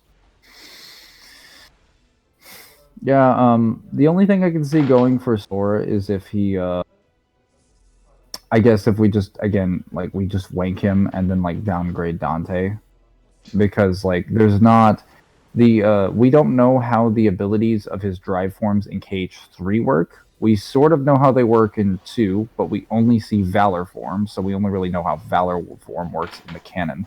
We just know that it doesn't require this person, so I mean I guess their drive forms are better in canon than they are in game. Oh yeah, I'm not sure if you saw, but Ryan Ruby fan said that even a full power X Blade is only universe level plus, probably baseline low multiversal. Well, as far as its thing, yeah, it's technically Universe Plus. It would only have the feats of that because it was only going to affect the Kingdom Hearts universe, and that's only if again Xehanort makes a request of Kingdom Hearts to give him the power to do it, or orders Kingdom Hearts to do it. Yozaru's that knocked this guy right from Kingdom Hearts. That's who you guys are talking about. That's who Yozaru is. Guys, if there's any new feats or things in Remind, again, I'm not doing that until I see it in like February 24th. So have you not played Remind yet? No, I can't. I don't have a copy of it on the PS4. What? Yeah, no, I don't have a copy of Kingdom Hearts 3 on the PS4. My copy's on the Xbox. Wait, do you not know about the 1 month exclusivity that Square Enix decided to pull out of their ass at the last second? I did not. Okay, well now you know. Yo, The more you know. can the darkness be Dante DMC1 only Dante? If we're referring to Dante without the power of Sparta, yeah, the darkness could probably be him. We'll just eat him. Again, Jackie doesn't do shit. Doesn't the darkness just eat people? Yeah, again, so what the darkness does is his main form of fighting is either eating people or tearing them apart, both of Well, which are ineffective against Dante. maybe he'll just well, I don't know if he'll be able to fit because I've seen the size of the darkness. He's like this weird. He manifests as like a weird tentacle monster that it can like stick itself out of stick its like heads out of Jackie's body. In the main comic, he has armor. The armor's Oh. good. Like he does have tentacles too, but he mainly has armor whenever he fights. Wait, are we referring to the comics or the games? Because I've only played a little bit of Darkness 2, which is the game, not the comics. I don't know about the comics. Yeah, it's a little of both. I mean, like the game gives you a good enough understanding of Jackie's powers, just not the scale of how far they go. In fact, the most impressive thing he does in the comics is he rewrote the universe. So Reggie is asking if they're like a symbiote. Kind of, yeah. I think that's a good way to put it. Hmm.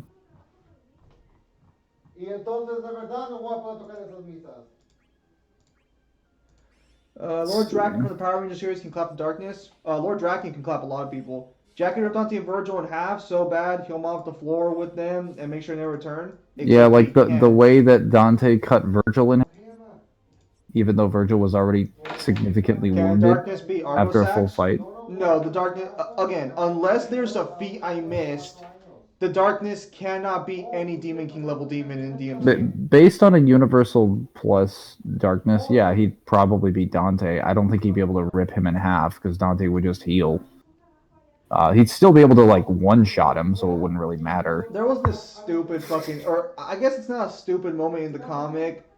Argosax doesn't get bodied. Foxmaster, are you trolling? No, I mean he's definitely trolling at this point because Argo, like the Despair Embodied in particular, would fucking stomp the darkness because there's no darkness on Despair Embodied. He would get stomped out hard. See, so here's the thing about the darkness. He's just a lantern. Yeah, no, literally, the Despair Embodied is literally just a glorified lantern. He would stomp out the darkness just by virtue of not having the problems of, what if Dante gets ripped completely in half? Again, like Mundus couldn't affect him on the fucking like molecular level with like creating an entire universe. Like you know the amount of matter, like matter cannot be created and destroyed, and yet Mundus is like, let me just make Trish. And I'll make as many of them as you want. So he defies the laws of like physics and matter and reality, and then decides to like fap and create a universe in 2 seconds, and yet he can't do anything to Dante. So if we just took Mundus and just made him weaker, and he still has creation abilities and scaled him to Dante, he still wouldn't be able to do anything to Dante in this analogy. So like again, getting ripped in half is like nothing. Even if he was ripped completely in half. Wait, what are you guys talking about? Now I don't know if like the portions separated from his body would like get up and grow legs. I don't know about that. But as far as his main body, it would, again, even if he was ripped completely in half, it would just regenerate. Even if it was detached. Again, just gonna be honest here, people. From the feats I've seen of the darkness, unless again I missed a massive feat, he's like universal at the most. Yeah, I know it looks disgusting. I don't like to think about it. Look, it's just a good thing that the cutscenes were in such a low quality in DMC3, because Virgil's sitting over here like, because we don't have any, like, most of the fight scenes that happen with DMC5. When someone's getting stabbed, it's usually a monster or an anatomy we're comfortable with seeing destroyed. Usually never Dante or Virgil getting through. Not that they can't do it to each other, but like... Foxmask, when you want to bring a DC character to the table, come hit me up.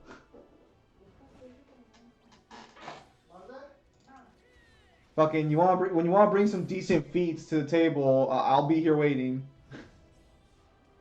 Sparta versus the Darkness. Well, Sparta has Yamato, which, according to DMZ1, has the ability to divide and cut the darkness.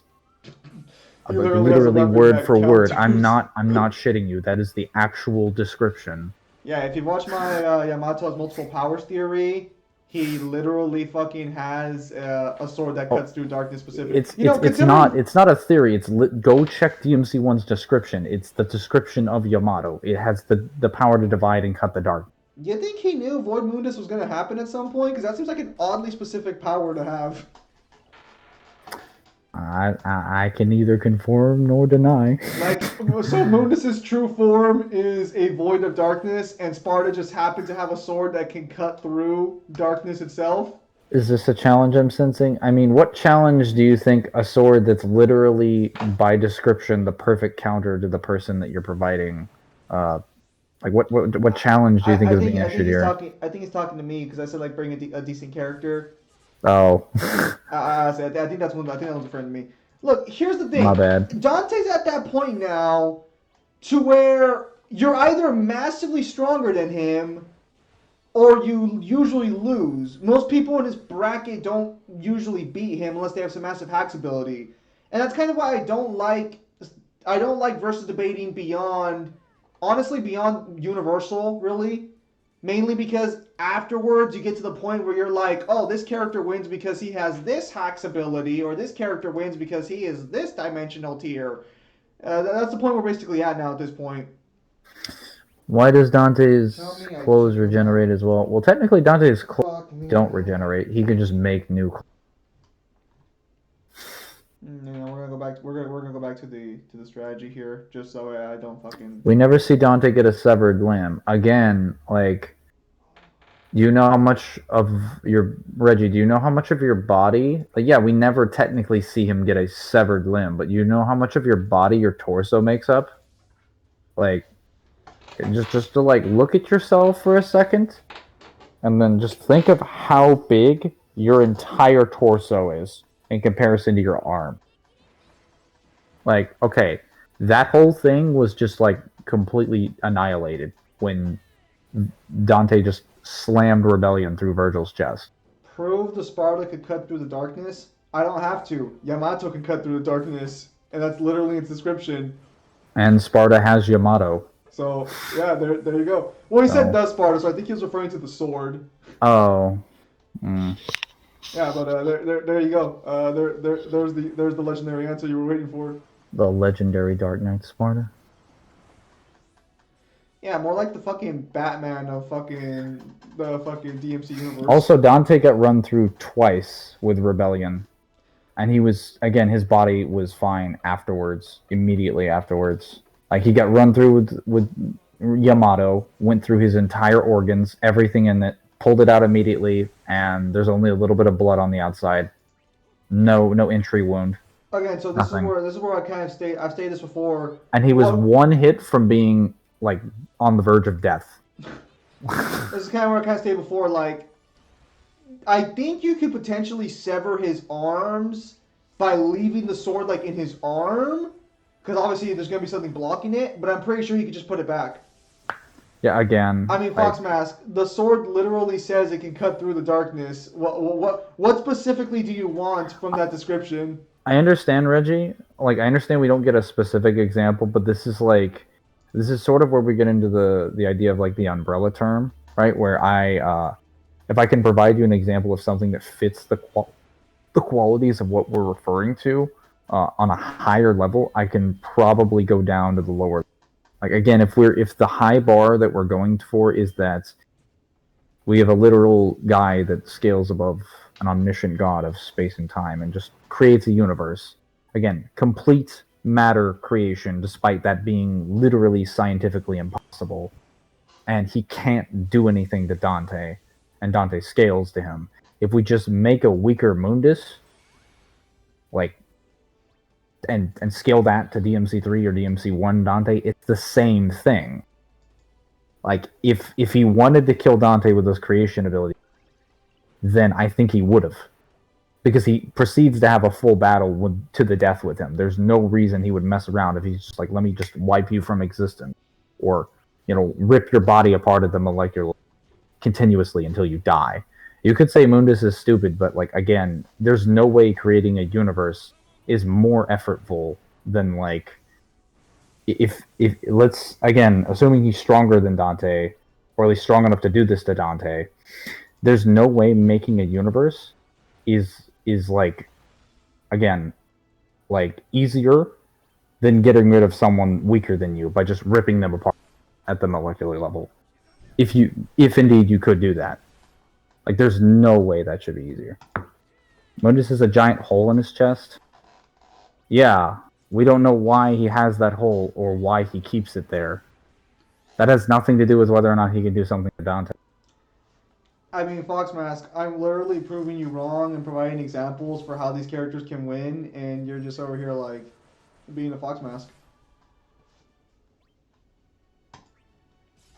Like the sword says it cuts through light. How's that magical downplay? That's Yeah, the only time where it's like inconsistent as far as their clothes, something that Beyonder provided me, because they do fix this, is that when Virgil cuts, remember when Virgil falls off the cliff in 3 and he cuts Dante's hand when on his, I think it's like his right arm.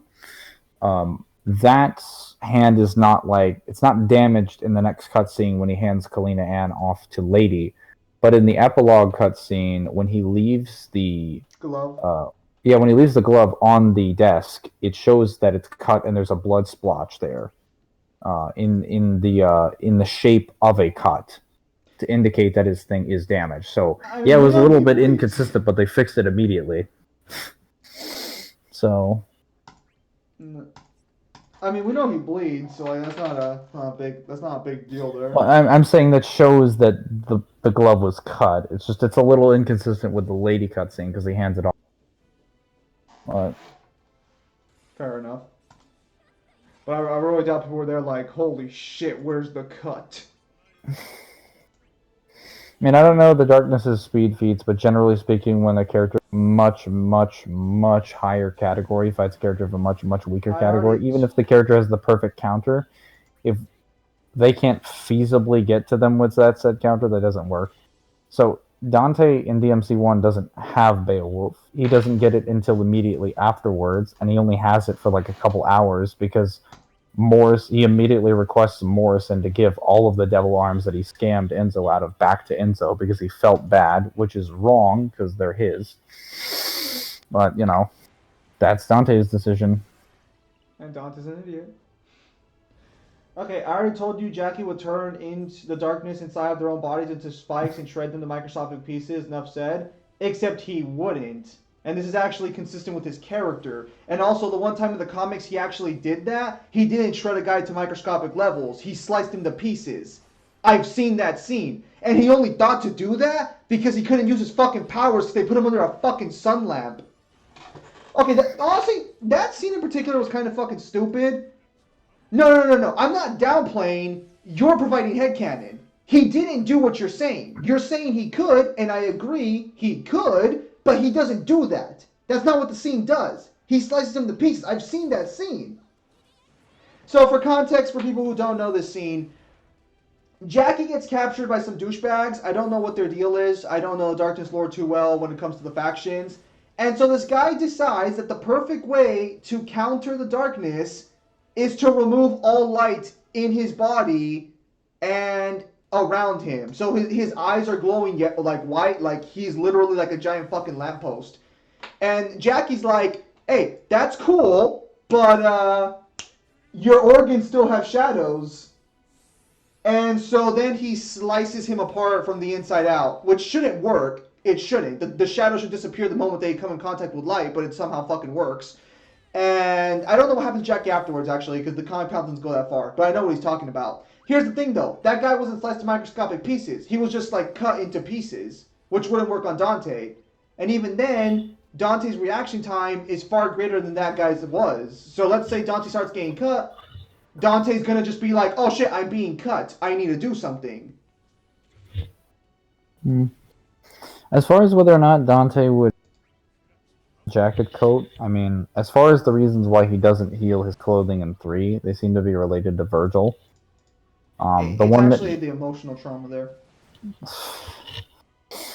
well, also at that moment, like when he's ripped his fucking like coat, he's specifically not trying to fix it because again he's tearing it off. I guess he wants some breathing room. I don't know. He's feeling hot. The reason's not explained. Yeah. Feeling hot. I just don't have a fucking shirt, and my sleeves were already super rolled up. But yeah, I'm just really fucking feeling the heat here. I mean, he's just He's just waking up from getting clobbered. So he's not really interested, and for whatever reason, he seems to be more akin to having the free open sleeve. I Like, don't know how again, powerful Mortal Kombat characters are to answer that question.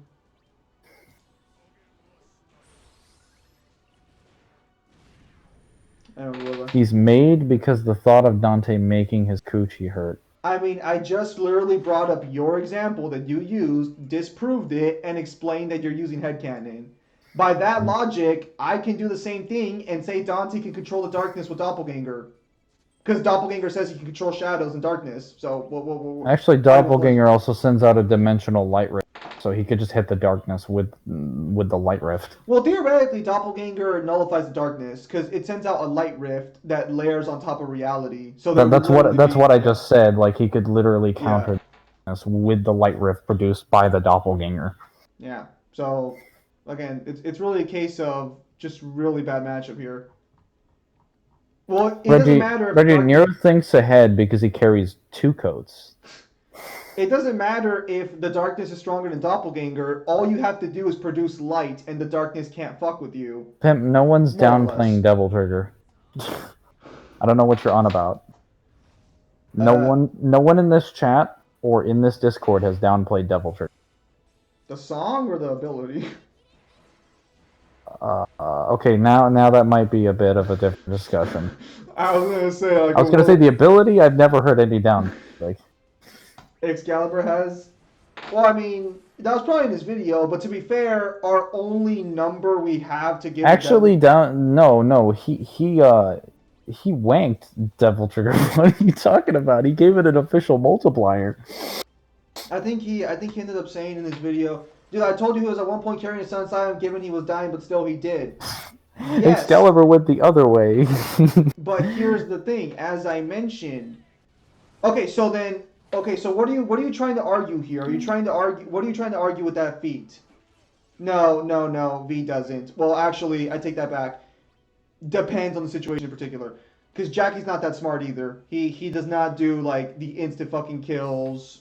Like could the darkness get rid of the shadows inside of Shadow? Because Shadow's name is Shadow, so he should have powers over Shadow. So by that logic, V has powers over Nightmare because Nightmare's name is Night. Actually, Nightmare does have powers over Nightmare. Never mind, I take that back. But does Griffin have powers over Griffins? I don't see any Griffins in DMC. Well, so I'm just saying. The problem here specifically is with how Jackie fights. It's not that Jackie can't kill V. It's that how Jackie fights could give V a chance to kill Jackie. My point is, no, not Jackie Chan. What? I mean, Jackie Chan is quite powerful in his own right. Do you remember that Disney commercial? The darkness basically makes Shadow his pet.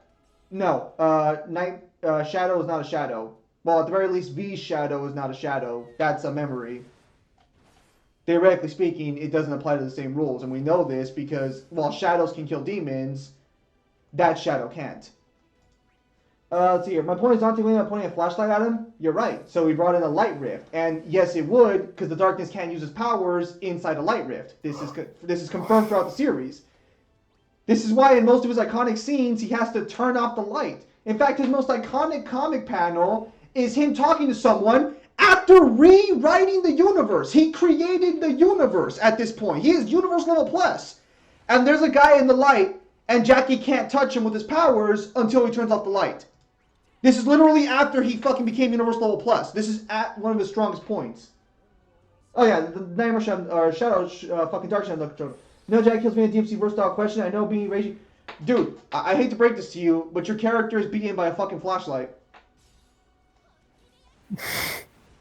That's rough. Or even if he's not. What about Griffin in this case? Because Griffin is producing lightning. Okay, which... any form of light will stop the darkness's powers from touching that specific area. Now, Jackie can still use his powers in light. They just can't. It can't appear in light. So, for example, like let's say I'm right here right now talking, like obviously in daytime, I can have shadows moving in the background, but those shadows could never interact with things in light. They can just kind of wait there until the light removes? Yeah. Oh. Because again, one of the most iconic panels of the darkness, after he's recreated the universe with his own raw power, he's threatening some guy, because I guess he just wants to brag about fucking that he recreated the universe. Good for him, whatever. And then he's like, and his creatures can't touch the guy until he turns off the light. Even what about Nightmare? What about Nightmare? What about Nightmare? What would Nightmare do to the darkness? Well, again, the darkness at the most is universe level plus, or at the very least Jackie is, as of the last time I visited him. So, and even then, the darkness at full power is stated to only be able to destroy a universe, even in a final battle against his equal. If their combined power is only going to destroy a universe, I'm sorry, that's not that impressive when it comes to DMC. V versus Bayonetta. Theoretically, V has a stronger summon. Summons. Well, okay, I'll give the benefit of the doubt here and say Bayonetta summons are comparable to fucking Shadow and Griffin. I'm gonna throw the bone out there, but Nightmare is equal to Queen Sheba and beyond. I mean, Queen Sheba can't even be summoned by Nightmare. Not by Nightmare, by Bayonetta. She needs that. Oh, you should hear what some people will say. They say in Bayonetta 2, because she summoned Omne, that counts as being able to summon her by herself. Who the hell is Omne? Have you not seen Bayonetta 2? Do you mean Madama Butterfly? No, Omne. Have you ever finished Bayonetta 2? No, I've watched all the cutscenes. I just don't remember if she summoned any unique summons. Because most of the game, she's fighting the rest of her summons to subjugate them again, so that she can use her power. Hang on. Triple. The darkness would most likely be V, but V, if Nightmare is as powerful as is implied in the story, could kill the darkness, or at the very least could kill Jackie Staccato's darkness. Whether or not he can kill the actual full ethereal concept. Probably could too, but we're not going to go that far. But so yeah, I see you be speaking truths. Oh, Balrog, you're familiar with the darkness, are you not?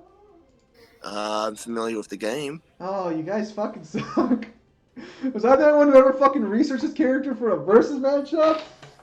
Look, well, probably. I've downloaded the comic, I just haven't read it. How about you fucking get to reading? The darkness beats the DMC verse? No, he doesn't. He doesn't come close. Hell, dude, I've got like 80 other things to read beforehand. Like what? Like everything that I had on Manga Rocks, and now I've got this program that allows me to actually download shit.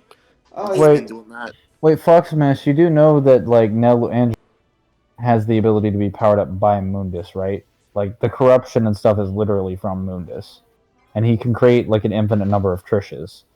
So, if Trish is more powerful than Beowulf, see where I'm going with this? He can just make a light demon, literally a demon specifically designed to counter them, and just make him strong enough to fight a universe. Or just make himself a light weapon, and then just use that. Mundus would stomp out the darkness. Again, from what I've seen of the darkness's feats. There could be some feat out there that I just missed. Also, Mundus has light-based abilities. Are we ignoring those? He can literally just fly away and mortar him. No. Foxmask at this point is just fucking in denial at this point. Because there's so many light-based abilities in DMC, and yes, the darkness's powers do not work against light. And Foxmask... As far as I'm aware, isn't the Darkness Universe Plus? Yeah, he is. Then what's the debate? The debate is Foxmaster can't accept the fact that the darkness loses to DMC. Because he's not saying like DMC 3 Don. Okay, the Guardians, so let me be the fair Shadow, the DMC verse loses. The darkness loses to, or gets close to losing to. Okay, so the darkness loses to the god tiers, loses to the top tiers of the verse. Darkness loses to the top tiers, no doubt. The actual. I know- Oh, good. I know in like a crossover, I know Spawn beat him. I'm pretty sure. But if we're talking the crossover, that would be Omega Spawn, and Omega Spawn is like the strongest character in Image Well- Comics. Correct me if I'm wrong, Foxmask. Well, there have been many crossovers because there's a canon crossover in the Invincible comics. Well, no. Zim is Raging Found Sword Coochie. Here, not me. I'm just speaking facts. You bring up examples. I call out your examples, and then I prove you wrong on your own examples. But correct me if I'm wrong, since I'm pretty sure you read Image Comics. Omega Spawn is the strongest Image comic character, correct? And that is if Devil Arm scale to Dante, doesn't that make Beowulf and Pandora scale to multiversal? I didn't say Devil Arms scale to Dante. There are some Devil Arms that scale to their users, such as the ones that are literally stated to be, like Rebellion, the physical manifestation of Dante's power. In the case of the ones that don't scale to him, or the ones that are more powerful, I mean, they don't need to. For the ones that don't and are weaker, he can just infuse them with his demonic energy when he fights. Yeah, I was gonna say, theoretically speaking, he could just like infuse his power into them to make them multiversal. Like, probably the only games where he gets Devil like still stronger than him or could be more powerful than him is like 3 and 1, because he still gets Alistair, and Alistair is ridiculous in terms of the buffs that it gives you. We don't really know where Infrit is because it's just like Hellfire, but like assuming it's comparable to Alistair, just as hot as the Red Queen. Nero's over here like, ugh, nothing. Not even the Red Queen. Unexceeded Red Queen. That has no heat. He's not even in his final form yet. And Foxmask, are you going to answer the question about Omega Spawn, or am I just going to have to make I don't think he's trolling. I think this is... No. Because it's not funny at this point anymore. Not that trolling is funny to begin with. It depends on the trolling. Like Most trolling isn't. Most trolling isn't. We're speaks from experience. No, but what was I gonna say? What was I gonna say? Okay, so I'm gonna assume Omega Spawn is the strongest character in Image Comics. Correct me if I'm wrong. Anyone, if you guys know fucking Image Comics. Image Comics was always kind of boring to me, so I never bothered reading it. I'll probably pick it up at some point, but I mean, you can literally tell why it's boring right in the name. it's easier than consuming DC or more. Yeah, tell me I'm wrong. No, yeah, you're absolutely right. Because Image Comics only has what, like the past 20 years worth of comics to go off of, maybe. Yeah, it's a lot more. And they're all pretty linear, besides from the spin-offs. No, would Dante still be powerful without Devil Arms or no DT? Again, does Guard disappear? Like, does he like lose his demonic power? No. Mother of Existence is the strongest Image Comics character. Isn't Omega Spawn stronger than her? Reggie, no, the Beowulf gauntlets wouldn't become... Like, they wouldn't lose their ability to use light because Dante can put demonic power into them. Oh. He can literally, like... Again, the dude can use creation abilities. The idea that he wouldn't be able to alter or buff their properties is kind of silly when he could buff the properties of, like, his guns, when he could buff the properties of, like, Rebellion. And the guns were never made specifically for him. Like, again, he could DT when holding his weapons, and his DT changes based on what weapon he's holding. So I think it's very reasonable to suggest, or at least during a certain portion of the timeline, it's very reasonable to suggest that their powers are not getting canceled, but rather are getting amplified, because his DT is literally matching the weapon. You in peril. Don't you? You do. Okay, I'll have to keep that in mind for later. I'm pretty sure that's in peril. Yeah, that is. Oh, he's a melee impaler. Or Oh. And once again, we lost. Triple XP is asking if Nero can beat Jackie. Yeah, well, okay, this depends. Where do you guys want to? Depends on where you want to scale Nero. The MC4 Nero probably slapped. Well, don't know, Mangler. He has that omnipotent attack right there. Don't forget about that. Yeah, that attack that has a million years of startup time, just like. So he just goes into DT and he's like, it's beginning, and Jackie's standing there like, are you gonna attack? Like 5 minutes later, he's like, you're going down. Again, like you Still guys are standing saying there. this like Jackie wouldn't stand still. He has done that in the comics from what I I've mean, seen. even then, that attack takes so long. Jackie Can we would just like agree be able to go that get a Nero's cup of version of the coffee Getsuga and then Tensho come is better? back. Wait, what? Hang on, what was that, Barok? Can we just agree that out of the two finishing moves, Nero's Getsuga Tensho is just better than an What? omnipotent slash? Maximum bet? Oh yeah. It's the best What's it one. called? The maximum bet's the Getsuga, and then the other one is Judgment, I think. Yeah, should be Judgment. Unless I'm mistaken. Again, so there are several characters in the Darkness's world that are Wait, no, similar in Climax. strength to My the bad. Darkness.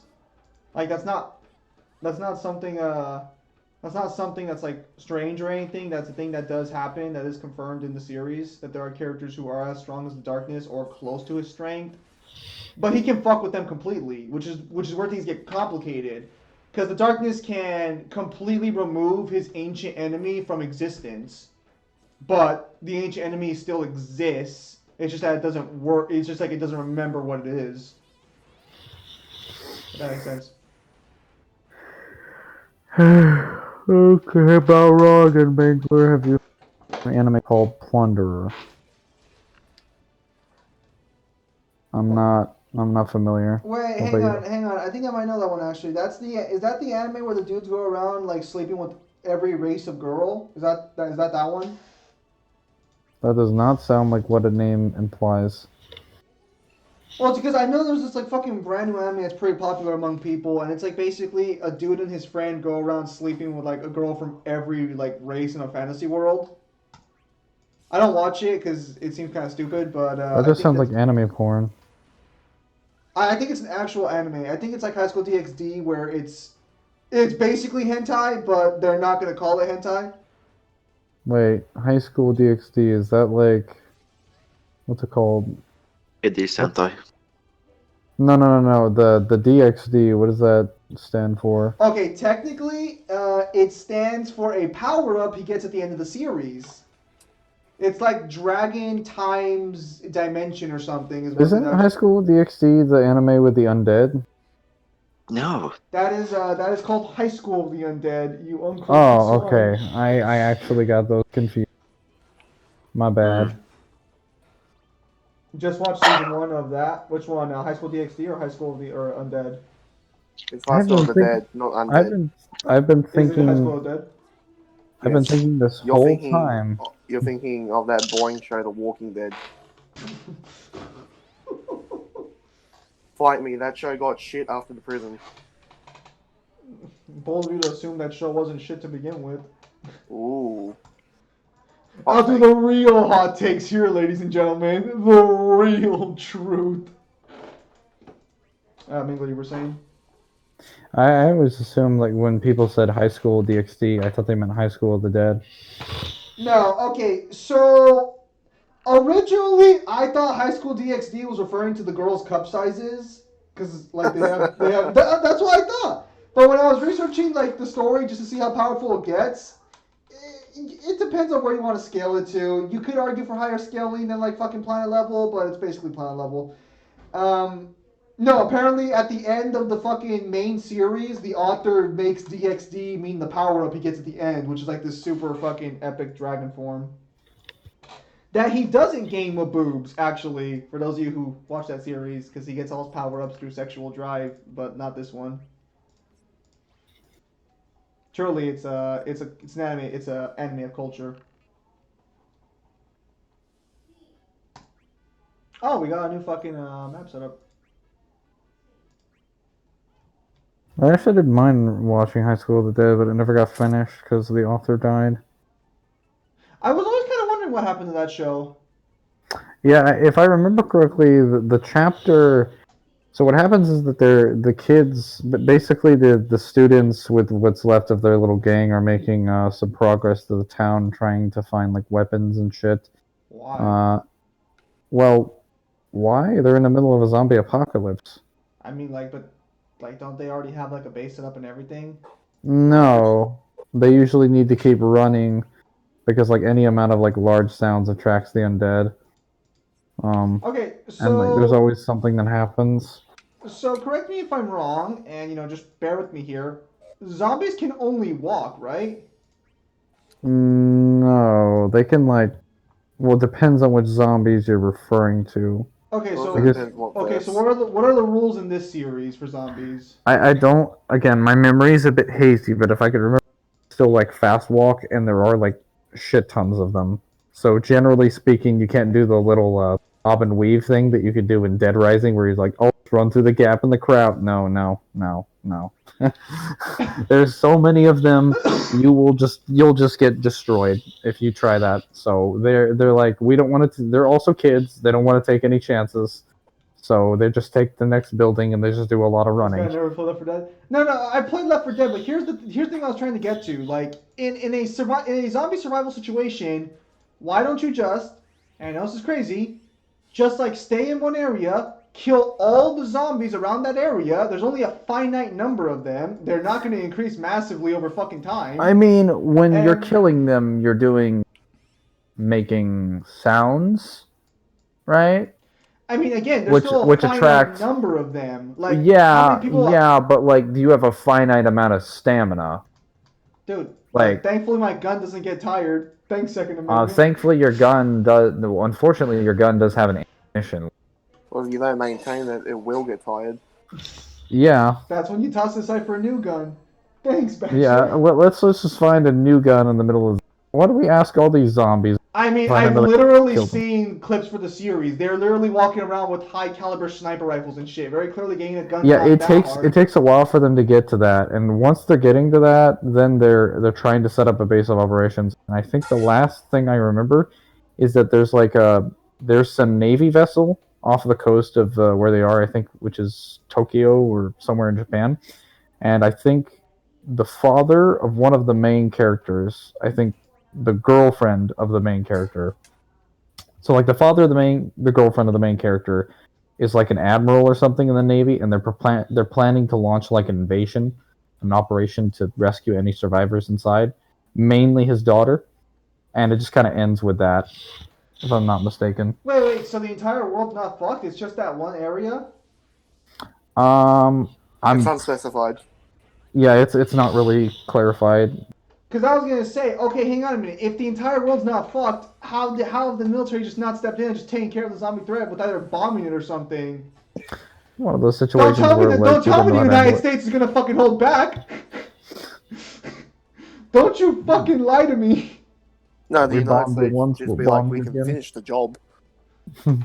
We Fucking we can zombie. just finish it. It's time to finish the fight. Ascend in Master Chief.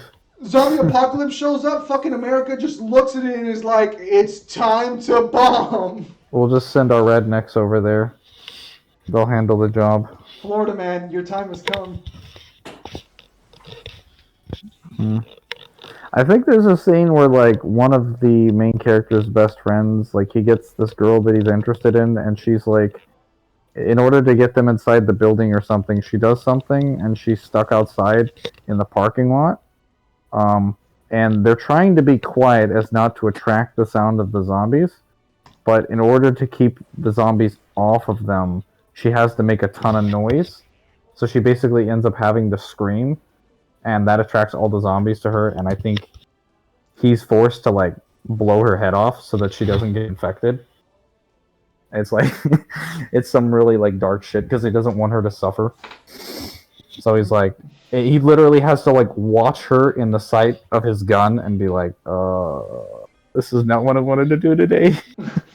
I had so many other plans today. God, I mean, this is like on the low end of the It's list. got its funky moments. I know people have said like, it's probably a little bit fan servicey. I mean, every girl there is like has a massive rack, but like at the same time, there are some pretty dang good moments. Look, there's nothing more servicey than the time the main character used a sniper rifle. fire the bullet, and the bullet just like goes through other boobs, just Oh, matrix yeah. around the bullet. I mean, If I remember correctly, there's one of them that I think she's like a Yeah, you can probably kendo look that up teacher on or something. YouTube. It's hilarious. I mean that's just, if you guys don't know, that's just how boobs work. You know, that's just how that operates. If No, but if they're like America would be like Raccoon inflatable City, tube men. who is our nemesis? I'm sure the writer would have gone to that if he still kept writing the series. Yeah, no, I always kind of wondered why the fuck that series like never like gets any attention these days, because it seemed really popular for a bit and then it just kind of died off, and I was always wondering. Well, it died off because the author died off. Well, yeah, I know that fucking right now, but that's what I'm saying. Like, I never heard that before. I didn't know that for the longest time, and I was waiting. I knew that for years. Yeah, I know, and then I was just like, oh, it's dead. Like, crap. I mean, you would think someone else would try and come finish the writing, you know, not to be rude, but I'm Well, pretty sure you could. sometimes- I think there's a lot of issues when it comes to stuff like that, like It legally wise and all that. Well, even then, even if you have the rights out, whether the author left any notes or like a draft or a sketch of where they're going next, because like It just doesn't feel the same. It didn't Yeah. stop Rooster Teeth, I'll tell you that much. And look where What they is- are now.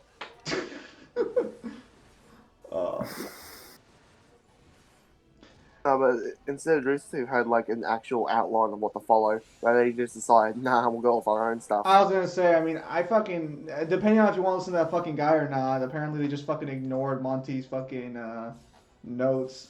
Lady B Tata Wong easy, that's no question. What about Monty?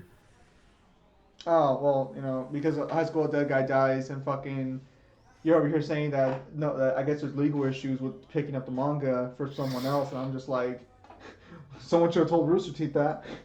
I mean, did they not do what Monty wanted them to do? Like, they continued the series No, that they he started? They had an outline, but they decided not to follow the outline. Exactly. Depends on who you listen to. So, if you believe Rooster Teeth, they're doing what Monty wanted, but immediately after, like, I think, what was it? I think it was after Volume 3 this happened, the guy came out, the whistleblower, I guess we'll call him.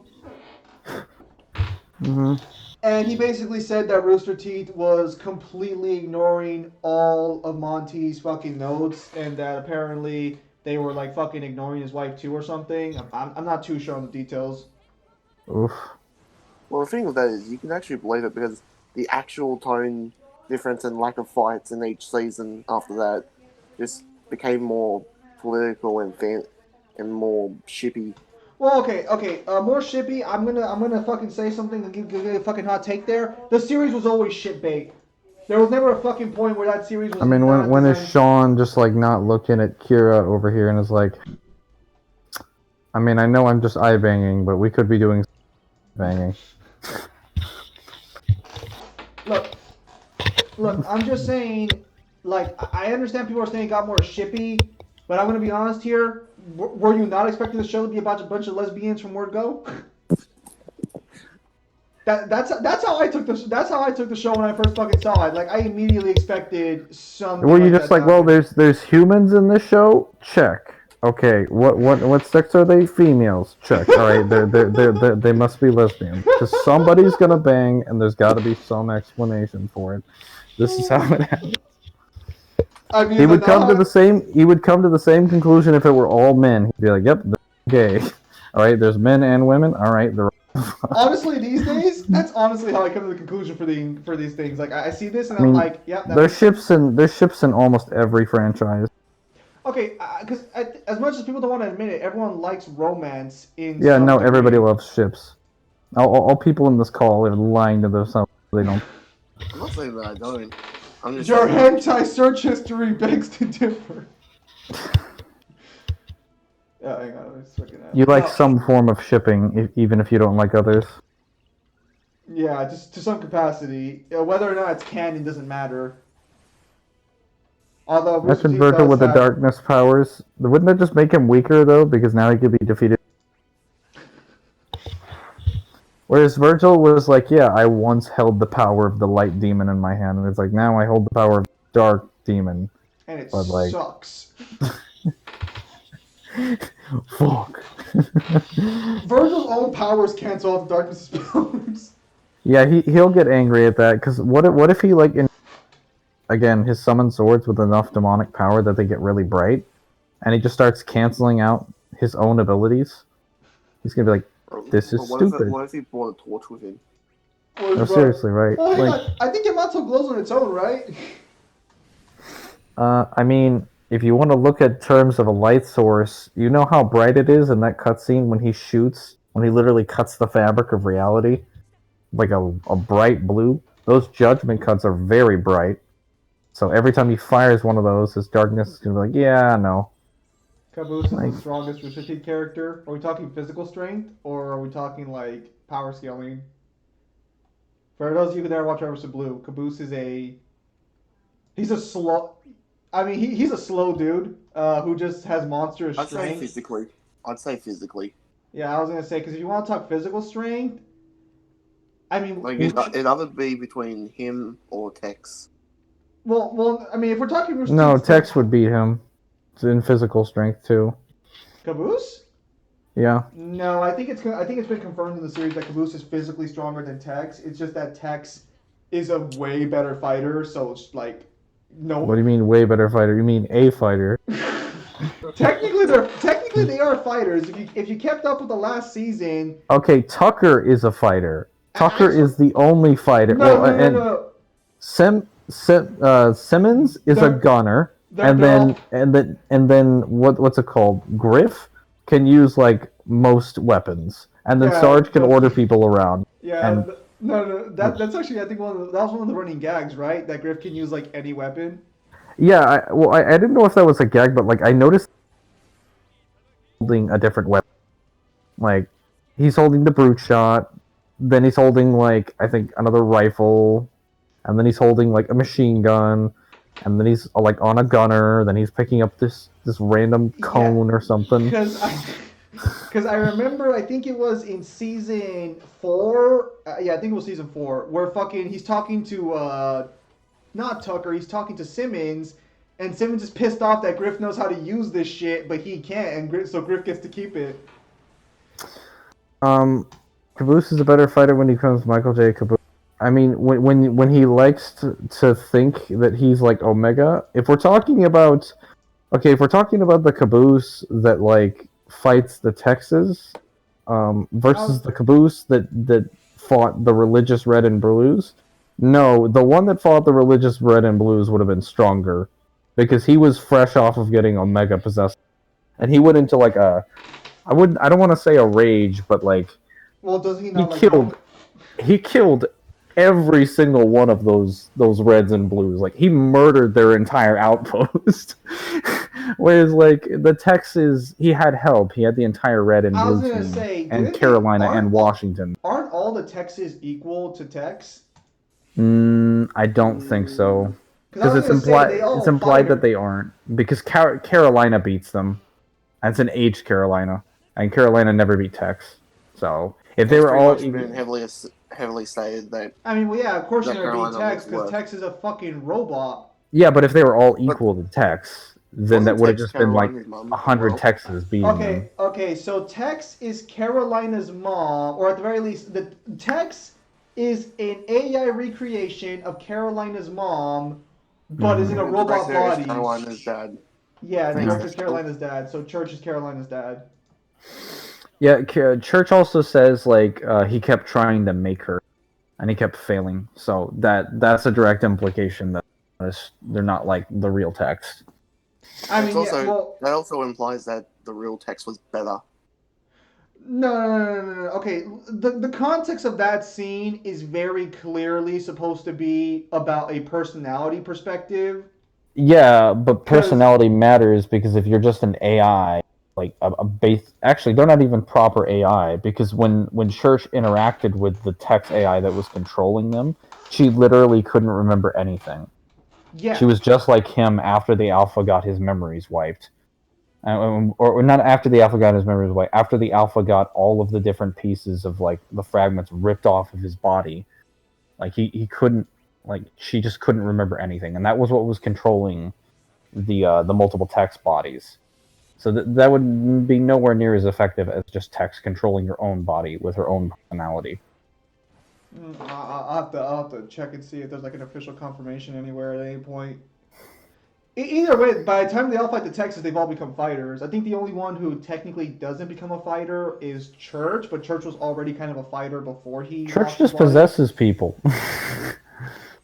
I mean, I know he's like I'm an AI, I'm not a ghost, and then like proceeds to take over people's armor.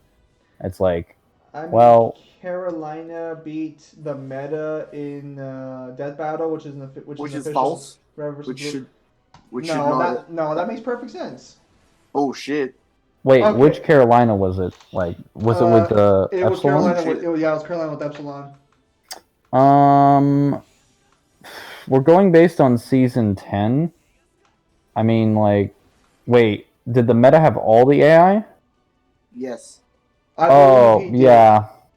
No, okay, so I remember. So if it's what everyone perfectly agreed. As soon as you use time stop, that should have been the end of the fight.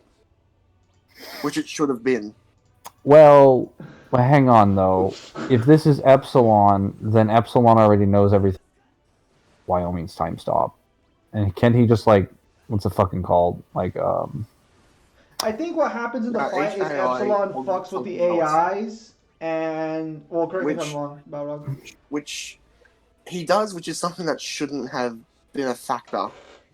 Well, it kind of is, because the meta can't run his suit without an AI, because all his fucking Yeah, but they shouldn't, yeah. If it was the Alpha Church, though? that would have made sense, but not Epsilon Church.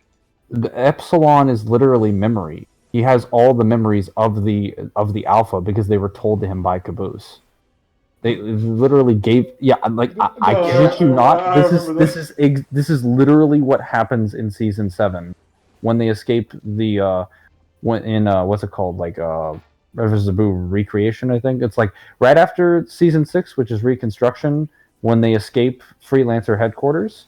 He literally sits there and talks days on end to him about all of his memories, and then we discover later on when he's inside the church globe thing gets like knocked out. Yeah. The Delta and the other AI are in there. Meant that makes sense because they're gone. You realize, oh, he represents their memories. Like that's literally what he's supposed to be. He knows everything about all of their powers. Well, hang on. What I was gonna say is, did Church ever come back after season? I think he dies in season at the end. No, he dies in season 6. That the canon Church. Well, okay, so the original Church. The character is what I care about. Epsilon, I guess. When does Epsilon officially die?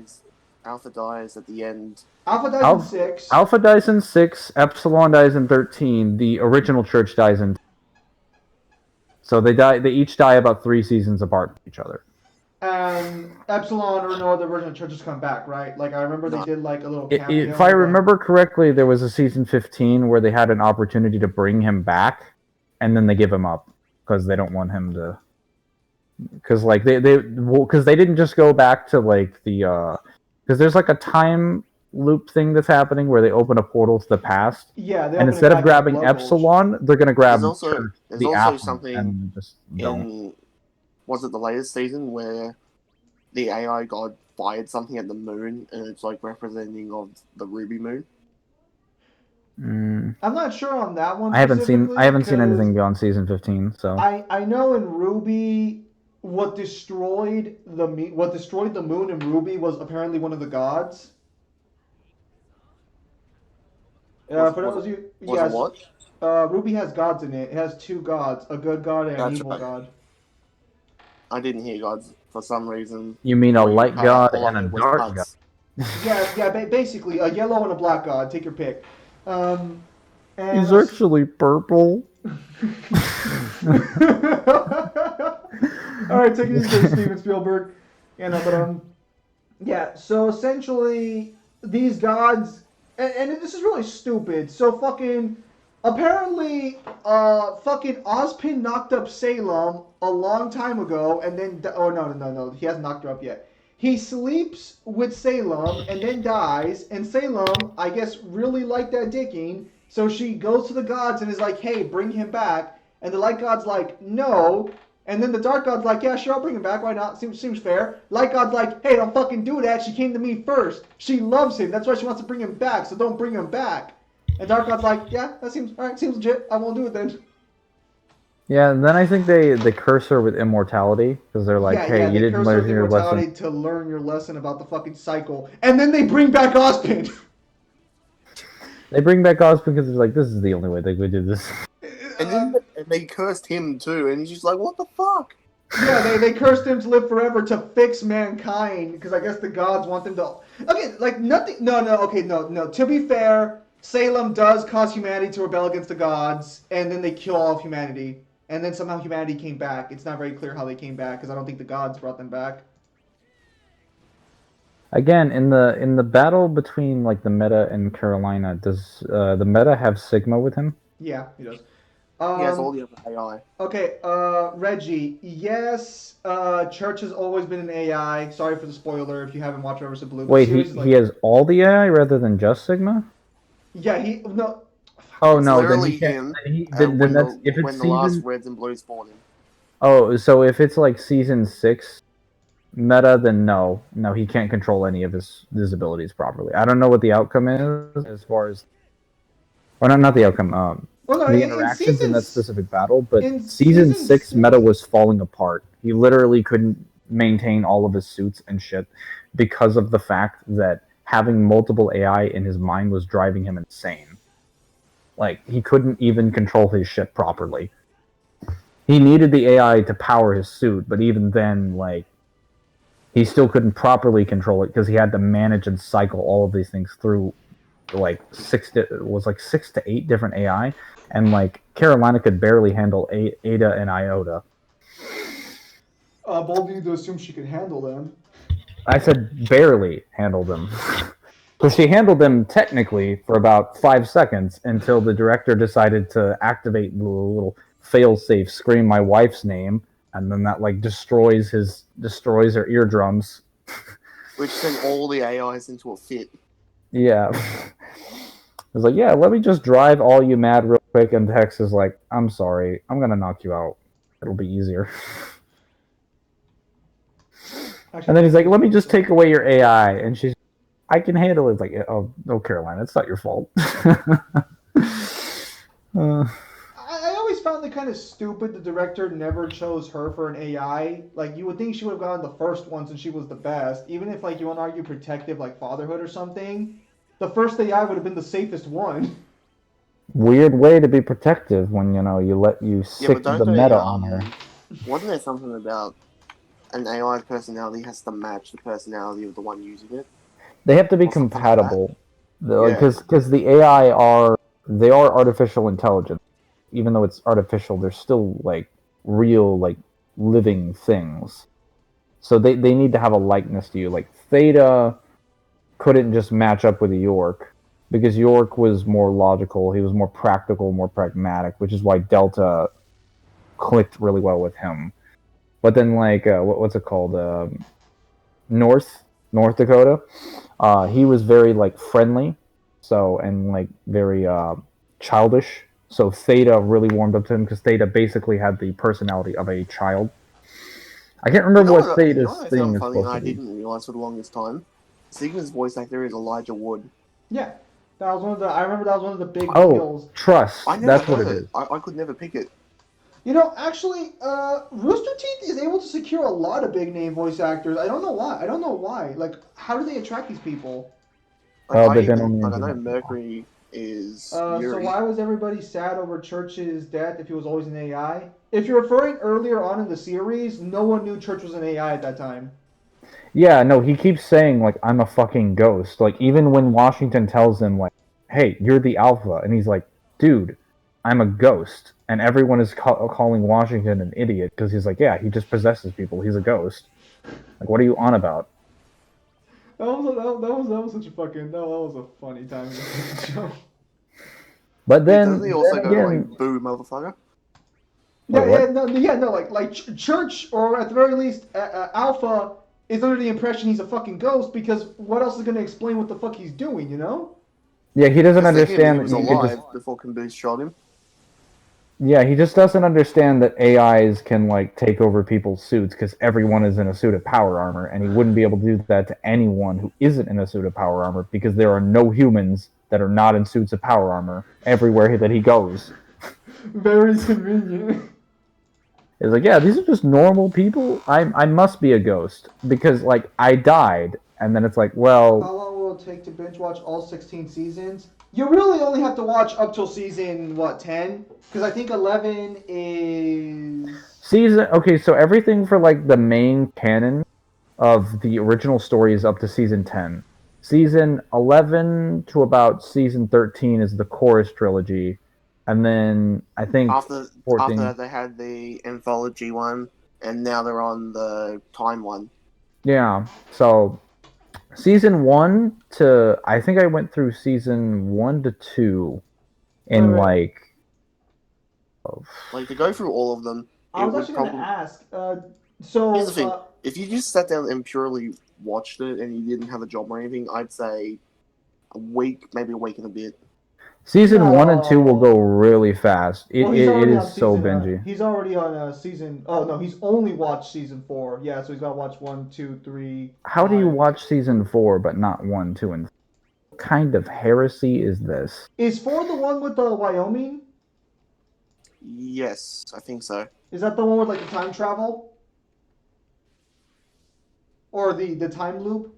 What? Okay, so he's watched up till season 4. Okay, so he has to watch 5, No, 6. season 1 is the standard season. Season 2 is like when Church goes back in time. Season 3 is like when they're now in the future, and then I think season 4 is like getting back to Blood Gulch and like figuring out more about like some of the other AI and the freelancers. Season no. Which one's the alien? Is that season 5? Oh no. Season 4 is like the Great.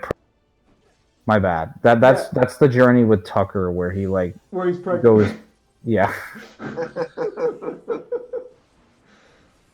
That was And season 5 is like basically the end of the Blood Gold adventures, which wraps up that, the rest of the freelancers, Wyoming Tex, all that stuff.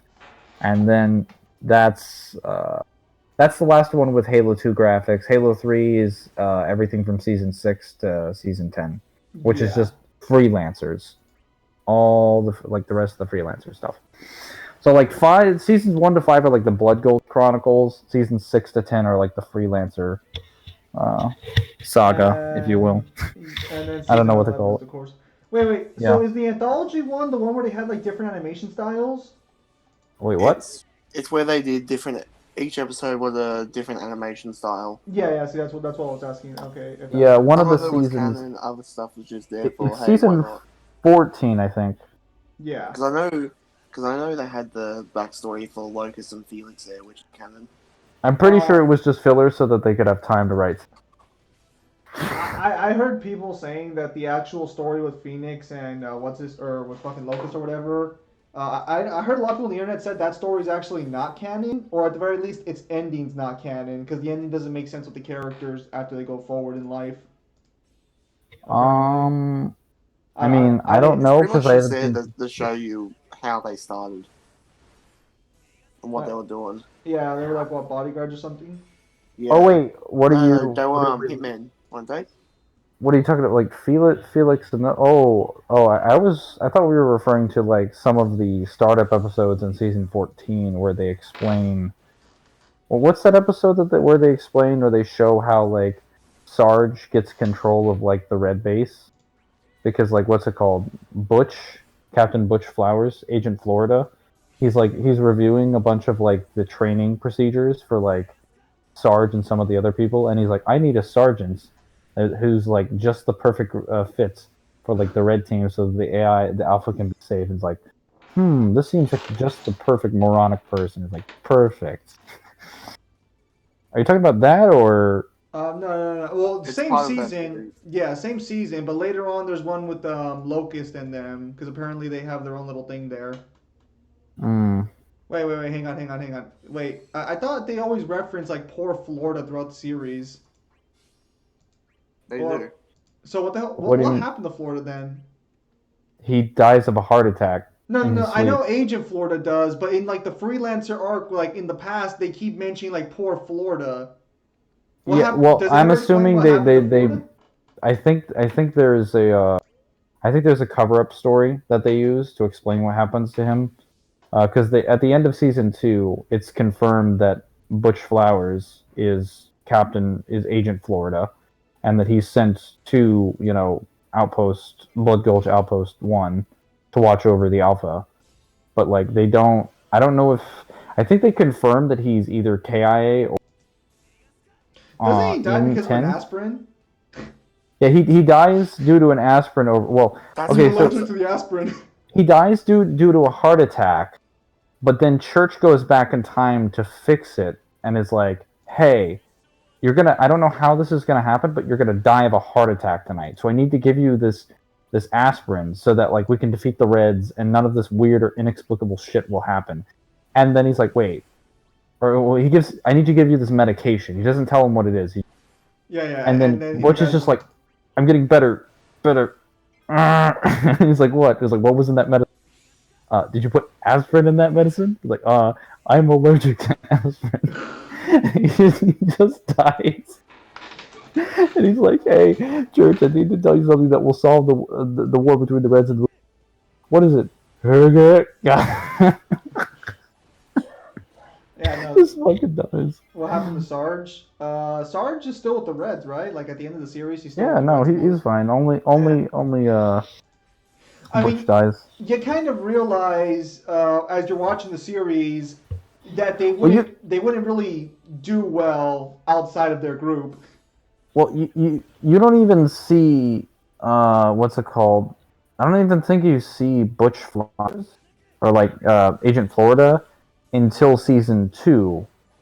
Because I don't think you even find out about him until Church goes back in time. Because he goes back, I think, a couple weeks before the events of season 1, and No, then he just spends the entire he spends like I think 3 or 4 episodes trying to like going through all the major events that happened in season 1, trying to like alter the course of history, and just he keeps fucking up. who dies? Okay, so in regards to Do you the have a list? well, okay, Yeah. in regards to important characters, the only one who actually consistently dies is Church.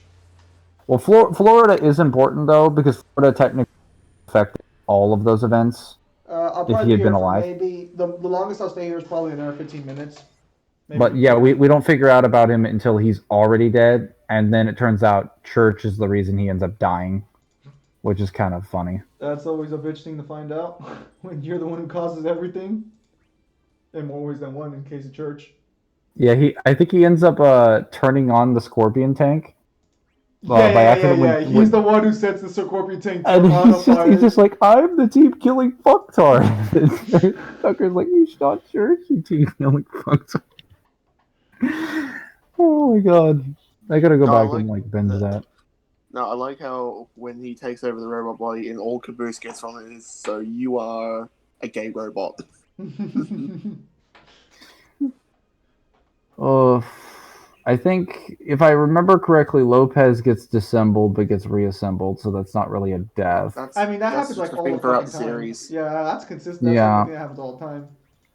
Uh, well, Donut doesn't die. Donut gets put in critical condition, and then I think Doc saves him. Yeah, Donut hasn't died. Sheila Uh, is dead Huh. technically. yes, sort of. Yes. Okay, so her AI Um, gets transferred from the tank to a pelican, and then Tex, when Omega is in control of her body, takes takes Andy.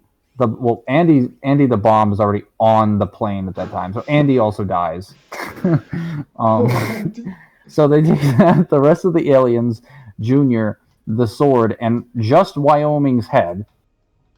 So I guess Wyoming is technically dead because Tex beats the crap out of him and then rips But his isn't helmet Gamma off. the computer for the longest time that they keep What? talking to? Yeah, Gamma is their tech. Their like Yeah, backup yeah. guy. No, Gamma survived the crash, but Meta shows up and the Meta shows up and takes them. but Tex doesn't survive it. I'm assuming she leaves her body, but like Sheila is programmed into the thing, and by the time when they're about to like jump to hyperspace or whatever, I don't know, like Andy explodes, and that crashes the ship in Valhalla. So Sheila technically dies. Yeah, but technically, she is also Phyllis, the actual AI of the. Yeah. There's two different versions of the Phyllis. That was one of them. Yeah, so Felix. she's Phyllis too over there. It's running gag. Mm. Yeah, no. Wait a The minute. Meta versus Atriox, who wins? Matt. No, you can't skip seasons 5 Carolina. through 10. You cannot skip seasons 5 through 10. That's like that literally all of the lore and the main meat of the story is 5 through 10, or actually 6 through 10 more specifically. Hmm. Interesting. Whoa! You cannot skip 5. 5 through 10 has like the best seasons in the show. Especially when they start doing the CGI fights. Yeah, no, I seriously, like remember. I think it was in season 8. Was it season season 8? 8. Season 8 is The when they first start one, doing the the first one fights. that's shown is when they go back to Valhalla to get Yeah, when they go back to people get. from Washington and the Meta, Well, yeah, and you just the main crew is still being followed throughout seasons 5 through 10. Now, I think it's during the freelance arc where They you just can skip expand some the cast. episodes. Like the freelancing arc is where you can skip some episodes because. Oh. Hold on. That did not mean to click that. Oh, damn it. Did not want to do that. Damn it.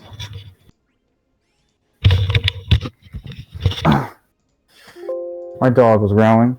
I had to leave. Now I'm back. Hang on. Oh, fuck. So what were we asking? I gotta delete this. Oh, what the fuck? Did not want to do that. What are they asking?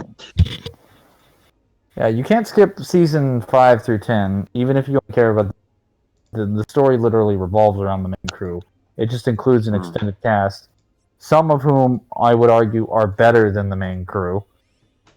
Washington. I mean, Washington becomes part of the main crew though, like after season 6. he just becomes the Yes. Blues leader at the end of the day. He basically he basically takes Church's place. They even give him Church's armor, right? Like that's actually a joke later on. They where he's call like, "Are him you New wearing Church my armor?" sometimes. That is the joke. Ironically enough, I think like if you actually go through the series, You can't keep all these track of all these characters. Well, that's why you watch the seasons in order. Yeah, and you watch them over time. Here's the thing: so it that you sounds have confusing time when we talk about it, but it's very linear if you actually watch it. It's extremely linear. The only points where it like messes up is when they're in some of the freelancer facilities in like season 7 through like 9, and they're finding information about a lot of the missions that they did in the past, and they figure out that like the Blood Gulch scenario was like set up. But Yeah, because all you're going to find now ultimately is everything was a lie. It was yeah. No. spoiler alert for Reggie, because we basically. I mean, at this point, we've spoiled the entire series. We've spoiled practically. Yeah, no, the it might as well go ham. Well, we spoiled everything for the freelancer arc, besides Which is the best part. Yeah, that's the good arc though. Like, I mean, the Chorus trilogy isn't bad. It's just like I have not watched the full Course trilogy. I can't. it's actually pretty good. It has some good moments. It's just like compared to like. As it goes along. Yeah, it does. I think it's a great arc.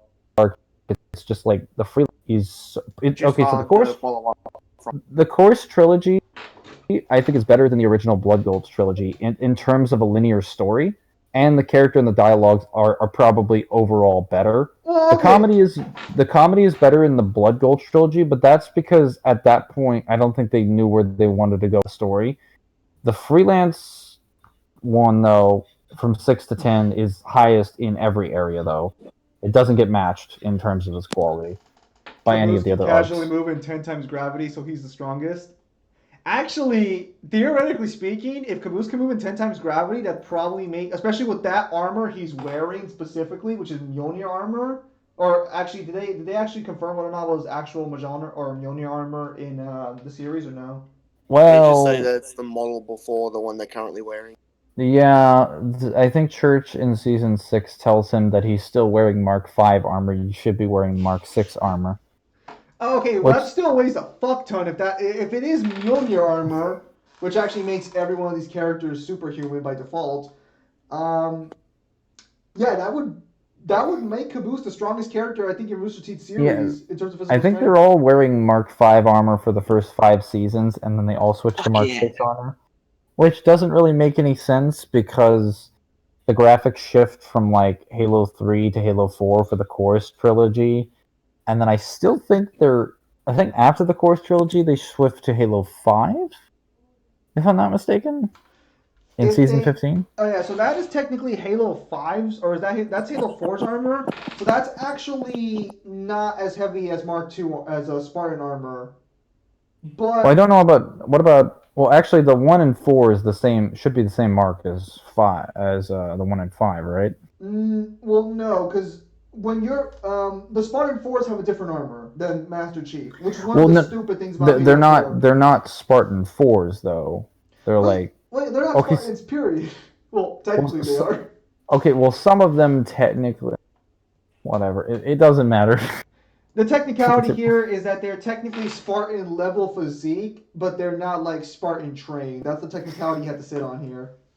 Makes me wonder, like, what they're gonna do when Halo is gonna be like. Are we gonna film like whatever season we're doing in Five's graphics, or are we gonna cast it in like Infinite's? Because every single time a new Halo comes out, they immediately get on that shit. Well, to be fair, we'll see. We'll see where we're supposed at that time. Because I'm going to be honest here, I'm still surprised the series is going on. Yeah, no, I am. But if they did all the five, and Infinite's gonna drop this year or next year, I and I, suspect Infinite will, if well again, because Rooster Teeth apparently is sinking like a fucking like a ship out of water. Apparently, what do you mean? Are they going bankrupt? I don't think they're going directly bankrupt per se, although they do have some financial issues. They're just Uh, not doing very hot. it's just that people keep leaving. Like a lot of big people keep leaving Rooster Teeth consistently. Oh, it's not their viewer count. As far as I know, the viewer count is steady. I've never seen a company with a more steady viewer count, as far as I know. So it's just like their actors, like their work or It's their more employees. production and all that as Yeah, well. it's more like it's the behind the scenes guy leaving more than anything else. And Hmm. I remember watching some guy complain that he didn't get to go on the trips the other like the TV show people did, and I'm like, yeah, you have to understand, Rooster Teeth is like a news. It's like a news network. You have your stars, and then you have everyone else. Working at Rooster Teeth is probably the same as working like at any other desk job that involves animation or something like that.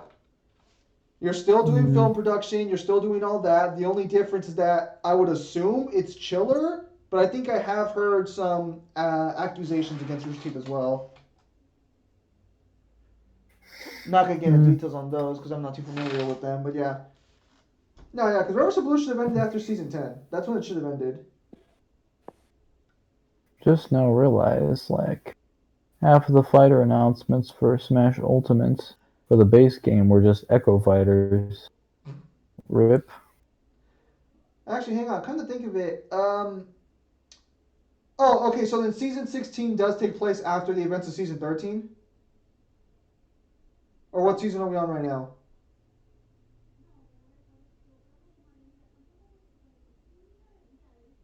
Hello. What? Oh, hello. You guys don't know what season we're on right now? Season 17 wrapped up, so season 18 should be coming out. Wait, Okay. they did a season 16 and 17? Yeah, Oh. yeah. So then, okay. So they win the fight at the end of 13. Then Yeah, Hmm. I don't know. I think they could have ended it on 13's note. I mean, they could have ended it on 10. Like, They could have they ended. literally could have just ended it with they Church. could have also ended it with the end of the Blood Gulch.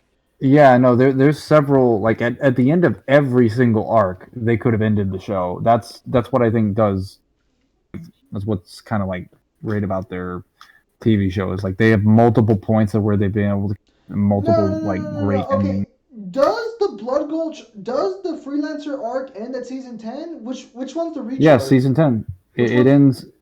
It ends with them showing up in the area where on Chorus. Okay, no. In that, So which one is the reach arc? Which one's the one with Halo Reach? Is that season 9? Oh yeah, that's season 9. That's in the memory. That's in the memory.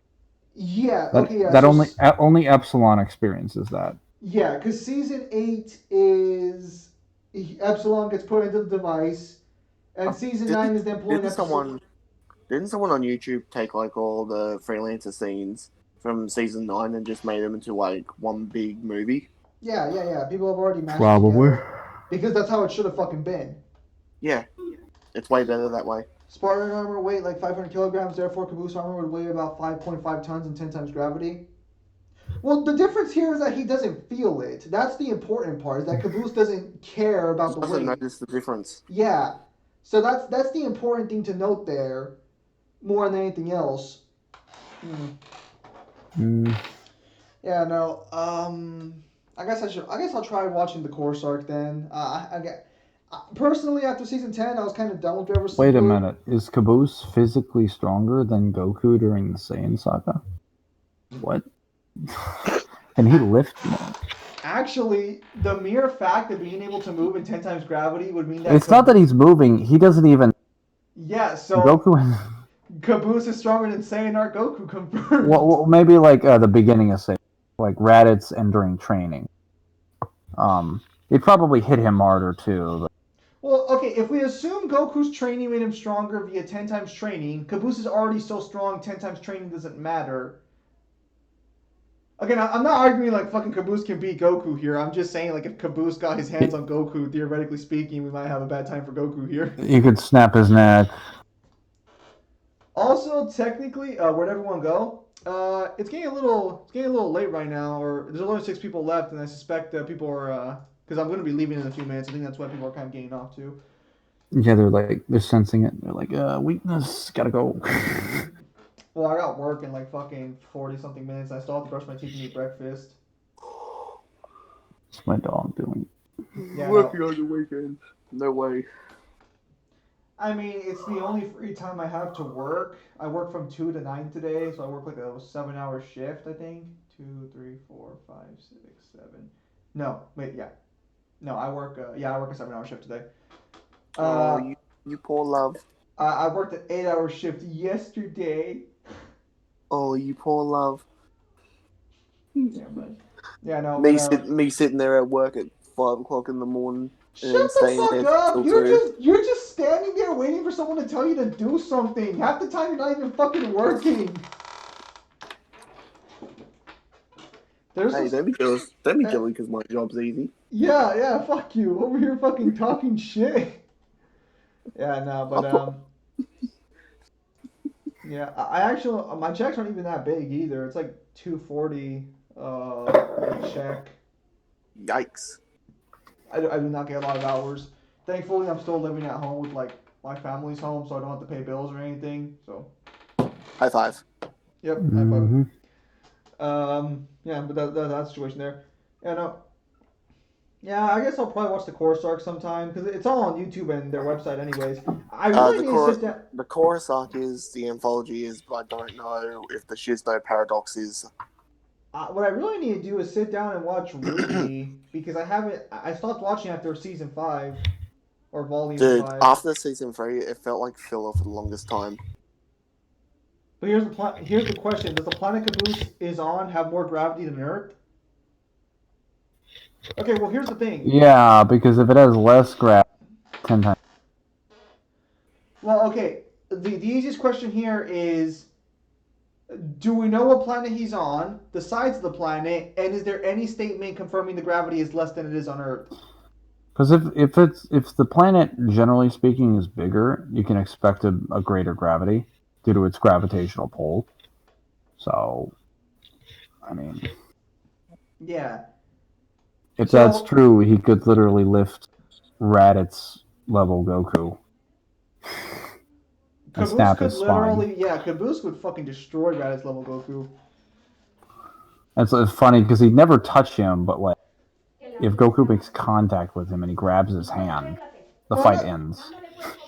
Say ya, boy. Alright, so I'm gonna go ahead and end the stream there. That's Thank you guys kinda for your silly. time as always, and I'll see you guys on the next stream or video.